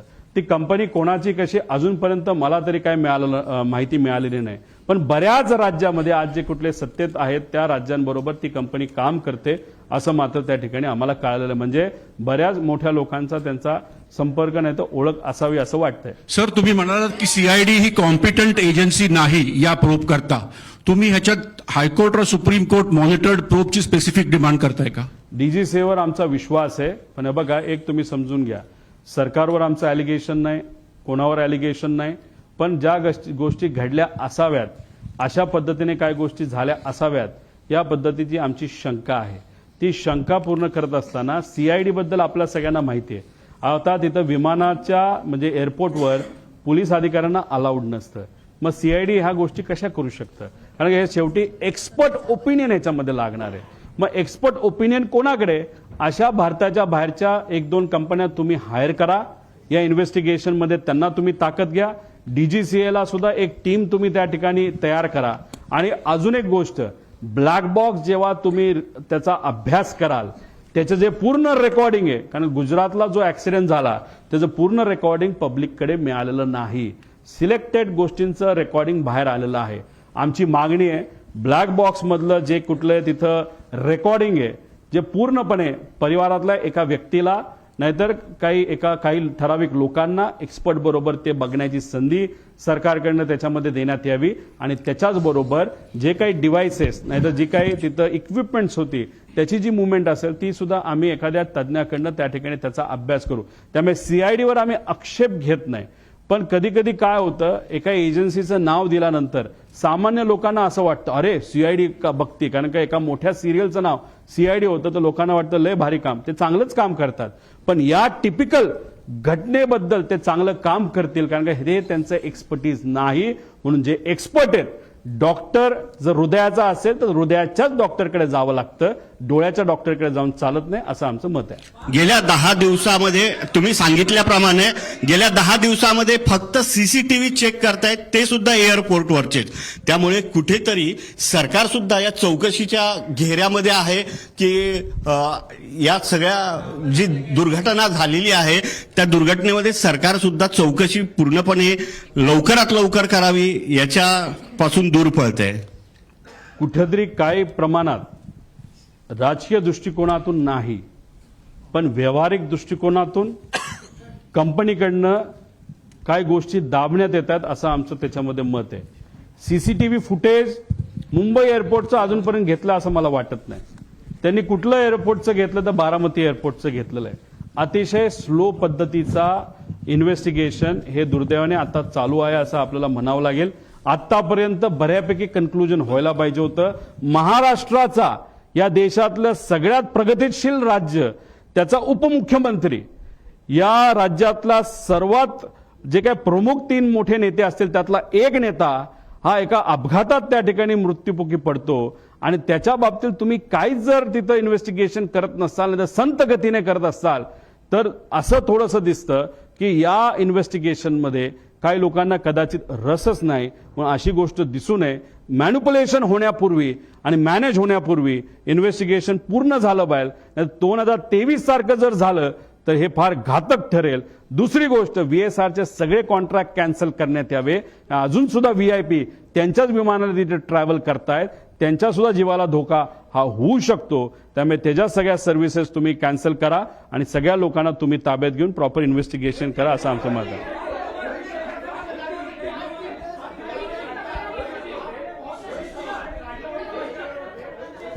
या बाबतीतलं माझ्याकडनं एक पत्र हे नक्कीच आम्ही दिल्लीला डीजीसीएला त्या ठिकाणी देऊ, मंत्री महोदयांना देऊ आणि एक विनंती करू की ज्यांच्या कोणाकडे इन्व्हेस्टिगेशन आहे, म्हणजे सीआयडी करत असलं ते अथॉरिटी ही वेगळी आहे, त्यांना सांगून इंटरनॅशनल लेवलच्या काही कंपन्या आपल्याला घेता येतात का हे त्या ठिकाणी आपल्याला बघावं लागेल. आणि आज आम्हाला असं कळतंय की अजितदादांच्या पक्षाकडनं सुप्रियाताई आपलं सुनीता वहिनी काकींच्या मार्गदर्शनाखाली अमोल मिटकरी आणि काही ठोंबरेताई आणि काही लोक बाबा पाटील हे सगळे सीएम साहेबांना भेटले होते. एक त्यांनी तिथं पत्र दिलंय, म्हणजे त्यांच्याच पक्षातल्या काही आमदारांना आणि कार्यकर्त्यांना आणि पदाधिकाऱ्यांना शंका या बाबतीतली आम्हाला सुद्धा तशीच शंका आहे. त्यामुळे इन्व्हेस्टिगेशन प्रॉपर व्हावं यासाठी योग्य त्या अथॉरिटीला आम्ही सुद्धा पत्र देऊ.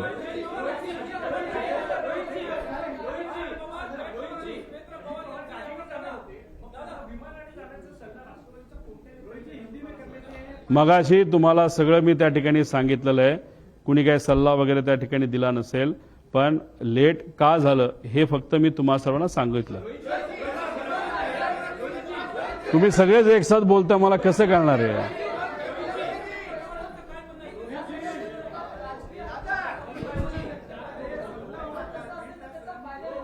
या विषयाचं मला कुठेही राजकारण तिथं करायचं नाही. मी कुठंच काय तिथं बोलत नाही की कुठल्या राजकीय पक्षाचा याच्यामध्ये इन्व्हॉल्वमेंट आहे. याच्यामध्ये नक्कीच घात झाला एवढं मात्र त्या ठिकाणी मी म्हणतो. कसं झालं, का झालं, कोणामुळे झालं, काय झालं हे लोकांसमोर आलं पाहिजे आणि इन्व्हेस्टिगेशन ही प्रॉपर त्या ठिकाणी झाली पाहिजे. एवढंच या प्रेझेंटेशनच्या माध्यमातून मी सांगण्याचा प्रयत्न करतो. मराठीचे शेवटचे 2 प्रश्न घ्या, म्हणजे मी हिंदीत बोलतो. दोन मराठी.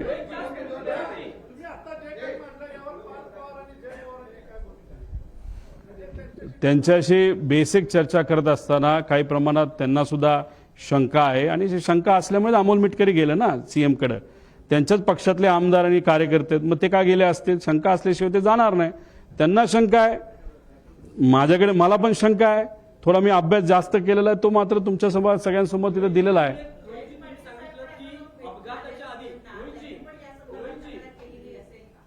नाही, या बाबतीतलं मला काय माहीत नाही, कारण मी अजून कोणाच्याच संपर्कात नाही. तुम्ही सर्वजण अभ्यासू पत्रकार असल्यामुळे चांगलं प्रेझेंटेशन व्हावं यासाठी मी प्रेझेंटेशनकडेच जास्त लक्ष देऊन होतो.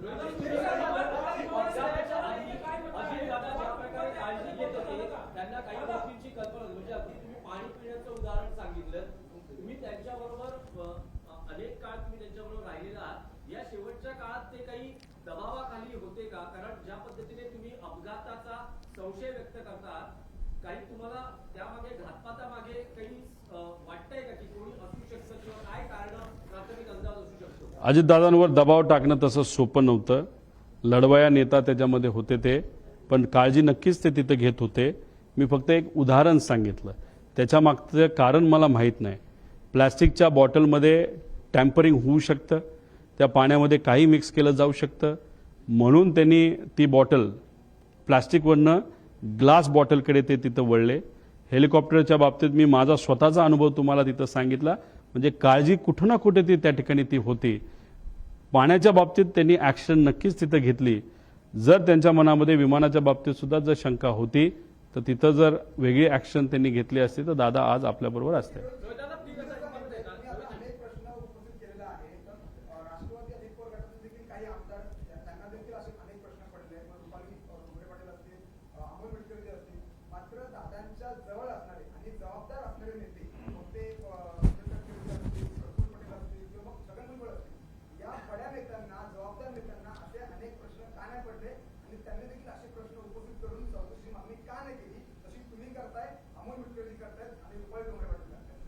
त्या सर्व नेत्यांना जी कुठली सत्ता आज आपली आहे या राज्यामध्ये ती मेंटेन करण्यासाठी ती सत्ता तशीच राहावी यासाठी त्या पक्षाचे प्रमुख नेते म्हणून त्यांना कदाचित ती गोष्ट थोडीशी जास्त महत्त्वाची वाटली असावी.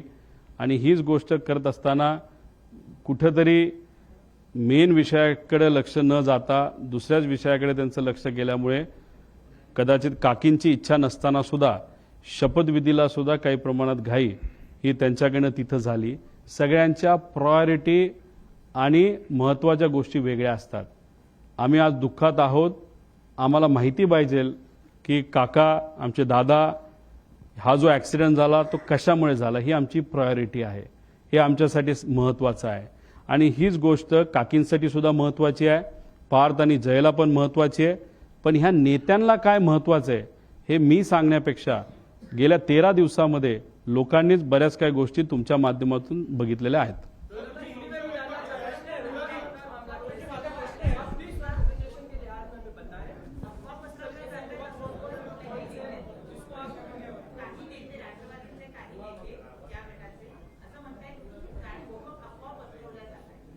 रोहित पवार एवढ्या मोठ्या कॅमेराच्या संख्येसमोर आणि एवढ्या अभ्यासू मराठी पत्रकारांच्या समोर प्रेझेंटेशनच्या माध्यमातून काही गोष्टी जर पुढे त्या ठिकाणी सांगत असतील तर ह्याला अफवा म्हणत नाही, ह्याला रोकटोक प्रेस कॉन्फरन्स त्या ठिकाणी म्हणतात.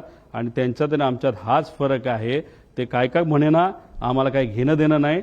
ते जे कुठले नेते असतील 4-5 त्यांचा पक्षच वेगळा आहे आणि आमचा पक्ष वेगळा आहे. काका मात्र आमचे त्या ठिकाणी गेलेले आहेत. त्यामुळे काकांच्या बाबतीत काय घडलं हे मला तरी माहिती पाहिजे. त्यांना माहिती नको असेल तर तो त्यांचा विषय आहे.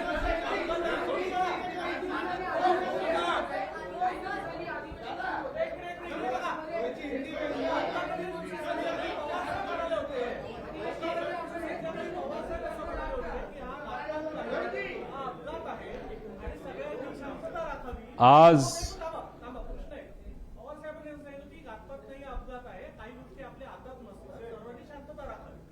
तर पवार साहेबांच्या म्हणण्यापासून वेगळा असं तुम्ही अभ्यास केला म्हणून हे म्हणणं झालंय का? नंबर 1. नंबर 2, तुम्ही जसं आता सांगितलं की जय आणि पास याची तुमची प्राथमिक चर्चा झाली.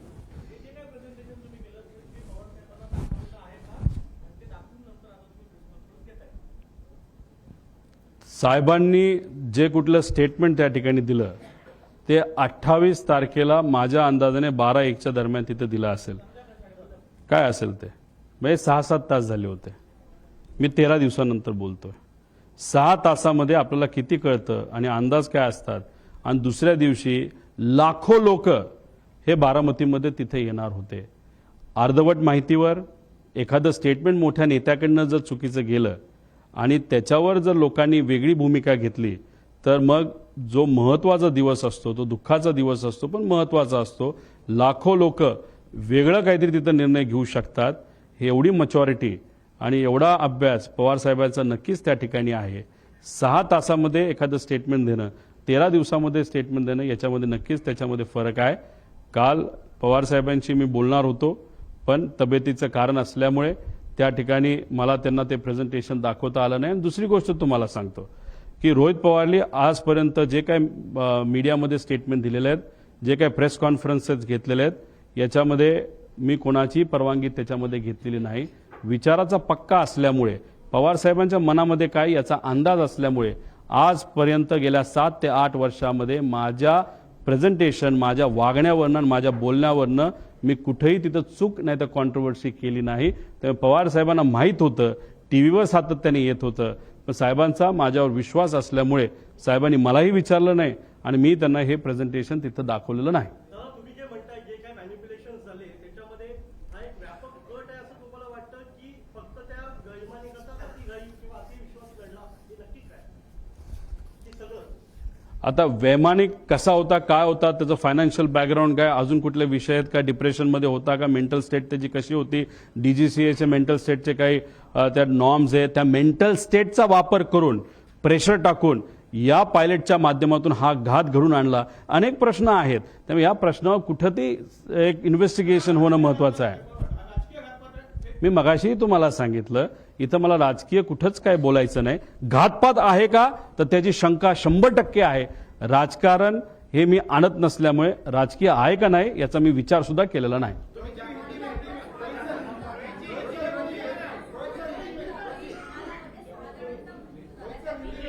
तो 6चा जो आकडा होता तो चुकीचा होता. त्याच्यामध्ये कॅल्क्युलेशनमध्ये चूक झाली. तो जो मेन रिपोर्ट असतो की किती लोक त्या विमानामध्ये आहे तो रिपोर्ट आमच्याकडे आहे. त्यामुळे उगाच दाखवायचं प्रेझेंटेशन लांबवायचं म्हणून नको त्या गोष्टी याच्यामध्ये दिलेल्या नाहीत.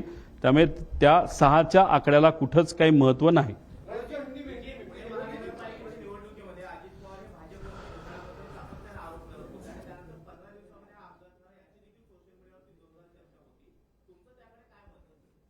राजकीय या घटनेबद्दल राजकीय भूमिकेतून मी कुठंच तिथं त्या ठिकाणी बोलणार नाही. बोलायचं झालं तर फाईल वगैरे या बऱ्याच गोष्टी आपल्याला बोलता येईल पण त्याला काय अर्थ नाही.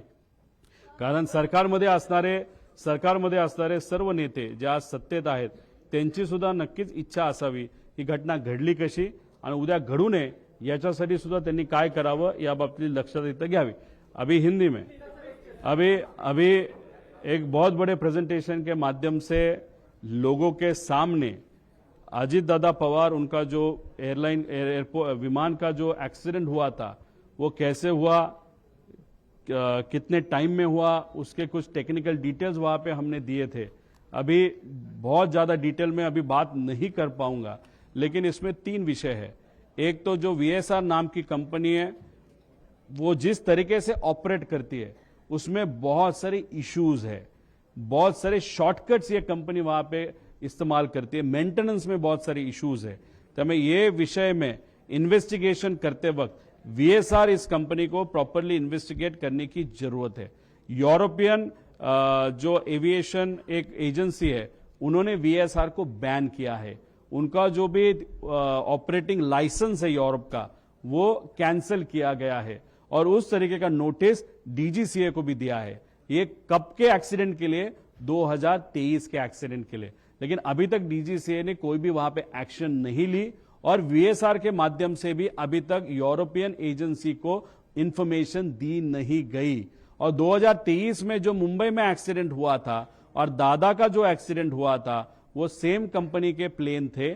और जैसे कि बम्बार्डियर, लेयरजेट, शायद थोड़ा सा साइज में फर्क हो सकता है, लेकिन ऑपरेटर कौन था? तो वो VSR ही वो ऑपरेटर था। अभी मुंबई में जो एक्सीडेंट वहां पे हुआ, उसकी इंफॉर्मेशन और उसका इन्वेस्टिगेशन 2 साल तक अभी तक पूरा नहीं हुआ। अभी हमारी सरकार को विनती है कि वो इन्वेस्टिगेशन इमीडिएटली वहां पे बाहर आना इंपॉर्टेंट है। अजीत दादा का इन्वेस्टिगेशन भी जल्दी से जल्दी होना बहुत इंपॉर्टेंट है। 2023 का इन्वेस्टिगेशन अगर बहुत जल्दी होता था, उसमें से अगर त्रुटि या जो फ्लॉज है वो बाहर आते, तो शायद अजीत दादा का ये एक्सीडेंट नहीं होता था। वहां पे जो नेग्लिजेंस हुआ, इन्वेस्टिगेशन में जो नेग्लिजेंस हुआ, इसके कारण भी ये एक्सीडेंट हो सकता है। दूसरी बात, कपूर नाम के जो पायलट थे, जो मेन पायलट थे, उनके एक्सपीरियंस के बारे में, वो भी लेयर जेट एक्सपीरियंस के बारे में, उनका अगर अनुभव आप देखो, वहां पे अगर जो अल्कोहलिज्म का अनुभव है, उसके लिए बहुत सारे प्रूफ है। 3 साल उनका लाइसेंस, फ्लाइंग लाइसेंस वहां पे कैंसिल हुआ था, उनके बारे में बहुत सारी इंफॉर्मेशन। और जो VSR कंपनी का जो इंटरनल एक इंपॉर्टेंट ग्रुप है व्हाट्सएप का, उसमें से बहुत सारी ऐसी इंफॉर्मेशन मैंने आपके सामने लाई, जहां पे VK सिंह जो खुद मालिक है, वहां पे वहां कपूर जी को, या जो कपूर है या जो और बाकी पायलट्स है, वो कैसे दारू पीते हैं, कैसे मस्ती करते हैं, उसके बारे में कुछ इंफॉर्मेशन आप सबको वहां पे दी थी। दूसरी बात, जो PIB पे इंफॉर्मेशन आप सबको प्रेस ब्यूरो पे, इंडिया ब्यूरो पे जो इंफॉर्मेशन वहां पे आई है, वो इंफॉर्मेशन DGCA ने वहां पे दी है। लेकिन अगर ATC का ट्रांसक्रिप्ट आप देखो, तो टाइमिंग में बहुत बड़ा फर्क वहां पे दिख रहा है। इसलिए इन्वेस्टिगेशन जो हो रहा है, उसमें प्रॉपर इन्वेस्टिगेशन नहीं हो रहा, ऐसे हम सबका कहना है। बारामती में सामने और पीछे एक ही जो लैंडिंग स्ट्रिप है, एक साइड को जो ऊंची है उसको 11 नंबर कहा जाता है, और जो फ्लैट है उसको 29 नंबर कहा जाता है। शुरुआत में ये जो विमान है जो अजीत दादा को लेके वहां पे जा रहा था, उन्होंने 29 नंबर का साइड वहां पे ATC से परमिशन मांगी थी। वहां पे आगे सन भी नहीं था और फ्लैट लैंड था, वो लैंड हो सकते थे, लेकिन अचानक से उन्होंने 11 का लैंडिंग वहां पे मांगा, फिर उन्होंने टर्न अराउंड लिया, वापस 29 का मांगा, वापस कैंसिल किया, वापस 11 का वहां पे मांगा। वहां पे अनफॉर्चुनेटली थोड़ा सा हायर सेक्शन होने के कारण वहां पे एक्सीडेंट हुआ था। दूसरी बात, जो अगर ट्रांसक्रिप्ट आप देखो जो ATS का है, उसमें टाइमिंग और उसमें जो भी वहां पे बताया गया है, उसका अगर कैलकुलेशन अगर आप करो, और जो सैटेलाइट से ये प्लेन कनेक्ट होता है, उसका ट्रांसपॉन्डर 1 मिनट पहले बंद किया गया था। तो 1 मिनट पहले तक प्लेन की हाइट, स्पीड, लेंथ और उसका alignment to the landing strip was okay. But 1 minute में ऐसा क्या हो गया कि ट्रांसपॉन्डर बंद किया गया, और उस 1 मिनट में ये प्लेन शायद बहुत नीचे आया था और वो घटना वहां पे घटी। वो स्टॉल क्यों हुआ, उसके बहुत सारे अलग अलग कारण है, लेकिन उसमें से एक कारण ये मैनुअल इंटरवेंशन, वो भी वहां पे हो सकता है। इस सबको देखने के बाद, वो जो भी ट्रांसक्रिप्ट पढ़ने के बाद, सुनने के बाद, हम सबको ऐसे थोड़ा सा लगता है कि ये जो पायलट है, उनको अल्कोहलिज्म का थोड़ा सा गलत अनुभव उनका था, इंफॉर्मेशन उसके बारे में बहुत सारी है, और उसी के साथ जो ट्रांसक्रिप्ट में पाठक मैम जो है, जो वैमानिक को पायलट है, उनका आवाज आ रहा है, लेकिन कॉकपिट में और किसी का आवाज वहां पे PTT के माध्यम से वहां पे सुनाई नहीं दे रहा। तो उसमें वो पायलट क्यों नहीं बात कर रहा? और एंड का अगर संभाषण अगर आप देखो या कॉन्वर्सेशन आप देखो तो पाठक मैम वहां पे ओ शिट मतलब जनरली मेरे मेरे बोला जाता है ओ शिट, क्योंकि जब आपको डेथ आपके सामने दिखती है तब आपका दिमाग नहीं चलता, आपके मन में जो है वो बाहर आता है। ऐसे वो कॉमन मैन की तरह वो जो पाठक मैम है उनके माध्यम से वो आवाज तो निकला, लेकिन हमारे मेन पायलट जो थे उनके माध्यम से एक भी आवाज वहां पे नहीं आई। ऐसे बहुत सारे प्रश्न इस प्रेजेंटेशन के माध्यम से 1 घंटा प्रेजेंटेशन चला। आप सबको ये प्रेजेंटेशन इंग्लिश में वहां पे और हिंदी में भी, मराठी तो है ही लेकिन इंग्लिश और हिंदी में भी आपको दिया जाएगा, वो आप देख सकते हो, उसको पढ़ सकते हो। देखो ये जो रिसर्च हमने किया, लिमिटेड रिसोर्सेस के साथ हमने ये इन्वेस्टिगेशन किया। हम पावर में नहीं है, लेकिन कॉन्टैक्ट योग्य पद्धति का इस्तेमाल करते हुए राइट कॉन्टैक्ट के माध्यम से जो जी इंफॉर्मेशन हमारे पास आई, क्योंकि लाडले काका थे, वो मेरे रिलेटिव थे, हमारे नेता थे और इस राज्य का बहुत बड़ा नेता इस एक्सीडेंट में वहां पे गुजर गया है। इसीलिए हम सबकी डिमांड है इन्वेस्टिगेशन प्रॉपर होना चाहिए। सीआईडी के माध्यम से इन्वेस्टिगेशन चलना है तो चलने दो, लेकिन it is not the right authority to do the investigation. Investigation करना है तो यूरोपियन, यूएस बेस्ड या फ्रांस या यूके बेस्ड ऐसे एजेंसी को वहां पे लाने की वहां पे जरूरत है। डिटेल इन्वेस्टिगेशन होने की वहां पे जरूरत है। और हम सबको ऐसे लगता है it was not an accident but it was planned accident, ऐसे हम सबको लगता है।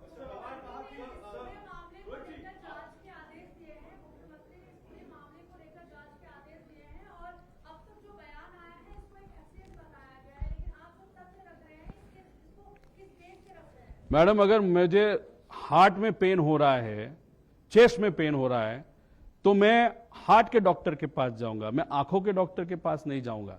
महाराष्ट्र सरकार ने जो इन्वेस्टिगेशन एजेंसी वहां पे दी है वो सीआईडी दी है। सीआईडी को प्लेन के बारे में क्या मालूम है? सीआईडी को प्लेन के टेक्निकल डेटा के बारे में क्या मालूम है? अगर दिल्ली में कुछ विषय है, उसका ऑफिस दिल्ली में वीएसआर का, तो दिल्ली में सीआईडी जा सकती है क्या?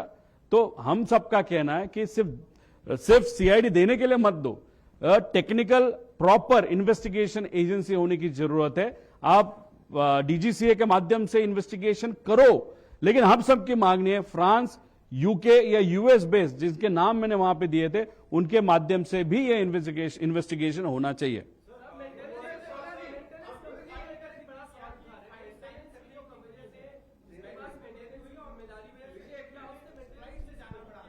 100% मेंटेनेंस के बारे में इस कंपनी के माध्यम से नेग्लिजेंस वहां पे हुआ है। इस कंट्री में सिर्फ 2 एमआरओज है और एक थर्ड एमआरओ जो है वो प्राइवेटली इस कंपनी का एमआरओ वहां पे था।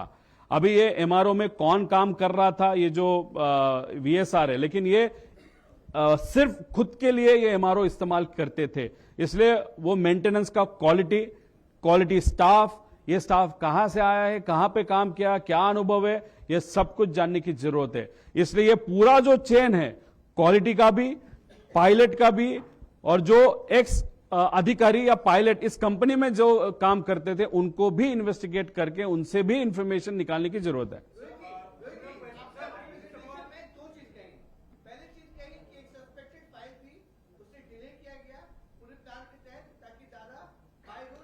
सर मैं आपको कहना चाहता हूं, प्लानिंग ब्लिनिंग वहां पे मैं कुछ बोला नहीं था। मेरा कहना इतना ही है, अगर दादा का प्रेफरेंस अगर आप देखो तो उनका प्रेफरेंस रोड ट्रैवल होता है।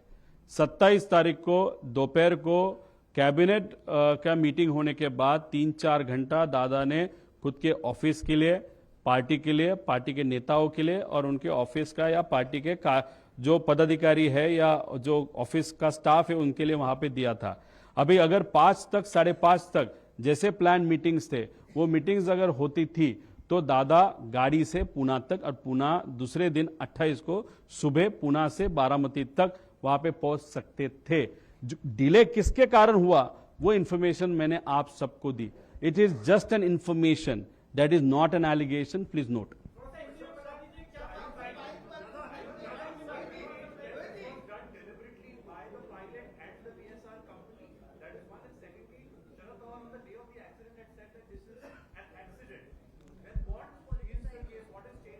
See, I'm talking to you after 13 days.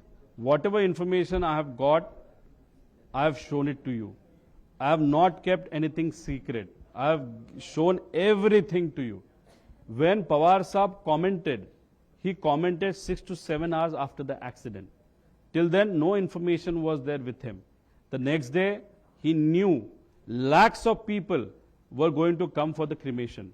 And if on no data, less data or incomplete data, if a big leader like Pawar Saab says something, and if it is wrong, and if something happens the other day, then in that process, common man would have got hurt. So looking at that, he must have stated that, and after 13 days, after going through all the papers and information what I have got, though I am not in power, but whatever information I have got, I have presented in front of you. I got little better time, but if I have got little more time, I may go in detail and get more information. But I am requesting the state government and the central government that you are in power, you have got all the resources. Please, before the papers get manipulated, you do the investigation. Yes, I am doubting VSR as the company, Arrow as the company, and looking at the history of the pilot. If you look at the interaction on the WhatsApp of the private group of that particular company, if you look at it, definitely looking at the past, you can doubt the pilot himself. The main pilot himself, I am not talking about the co-pilot, I am talking about the main pilot. Rohit ji, आप बोले कि बहुत सारे सवाल इसमें आपने doubt पैदा KIA, क्या मोटिव हो सकते हैं, कौन इसके पीछे हो सकता है, क्यों आपको डाउट हो रहा है ये? रोहित जी, आपने कहा कि अगर आज दादा होते तो दादा से मैं पूछ लेता, जब भी मुझे वो संधि मिलेगी बाद में बहुत सालों के बाद, तब मैं वहां पे पूछूंगा। ये बहुत अलग का सवाल है। देखो, अभी ये चीजें मुझे मालूम नहीं, जो मालूम है मैंने दिखाई। इसमें से इन्वेस्टिगेशन अभी होगा और इस इन्वेस्टिगेशन के माध्यम से पता चलेगा क्यों ये किया गया, किस लिए, क्या विषय थे, किसका आर्थिक नुकसान वहां पे हो रहा था, कुछ दादा निर्णय लेने वाले थे, दादा के पास कुछ इंफॉर्मेशन था, या दादा कुछ ऐसा निर्णय लेने वाले थे जिसका नुकसान कोई किसी को होने वाला था। ऐसे बहुत सारे प्रश्न वहां पे निर्माण होते हैं, लेकिन कंक्लूजन आज ही आज लेना है क्या? तो नहीं। अगर आज मैं कंक्लूजन यहां पे दूंगा तो मैं पॉलिटिसाइज इस विषय को कर रहा हूं, मेरे काका का एक्सीडेंट को मैं पॉलिटिसाइज कर रहा हूं, ऐसे मुझे लगता है। इसलिए हमको और इंफॉर्मेशन निकालने की जरूरत है। थैंक यू दादा, बस।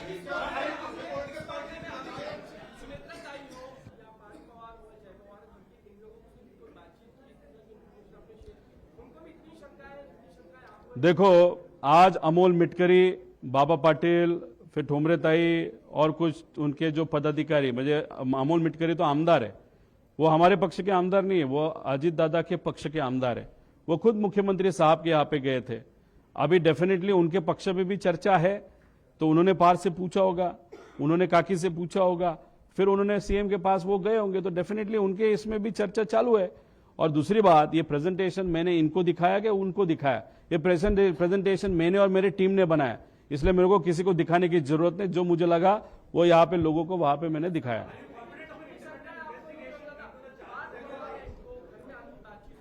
जब भी वहां पे उनके साथ बातचीत हुई थी, थोड़े टाइम के लिए वहां पे हुई थी, उनके मन में भी इस बारे में थोड़ी शंका है, और उसके कारण ही उन्होंने उनके टीम के जो अमोल मिटकरी उनको बोला होगा कि जाके सीएम साहब से तू मिल ले। मैं अलग पार्टी का अलग कार्यकर्ता हूं, लेकिन काका तो मेरे भी थे, अंकल मेरे भी थे, इसलिए मुझे तो डाउट है ये प्रेजेंटेशन के माध्यम से जो आज तक आपके सामने नहीं आया वो मैं लाने की कोशिश वहां पे किया हूं। See, I am definitely confident that the state government and the central government would appoint an independent agency, that too from the agencies which I have suggested, because the state government and the central government, they also want the actual investigation should happen. And if they really want the actual investigation to happen, they will do it through right authority like DGCA. Plus, as we are requesting them that please take an external agency also. I have that urge. So I am pretty sure the central government and the state government, because they are together in power. He's just my uncle. But for them, he was their partner. So for partners' benefit and to find out who actually did it and what exactly happened, they will definitely agree to my request. That is what I feel.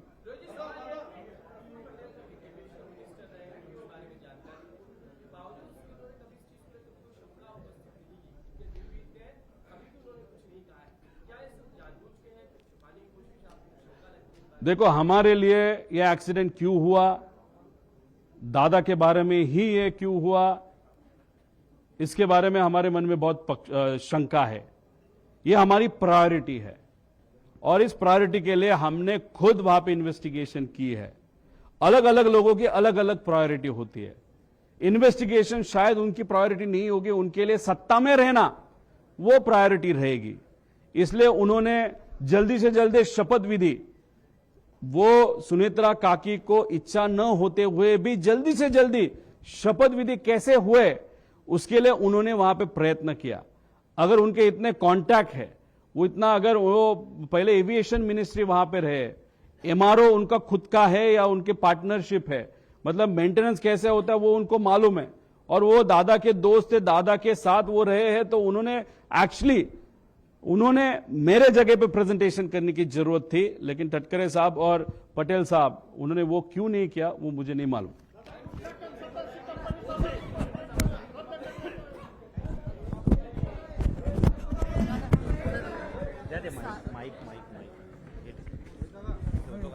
जांच agency का 70% काम तो इससे ही हो गया है.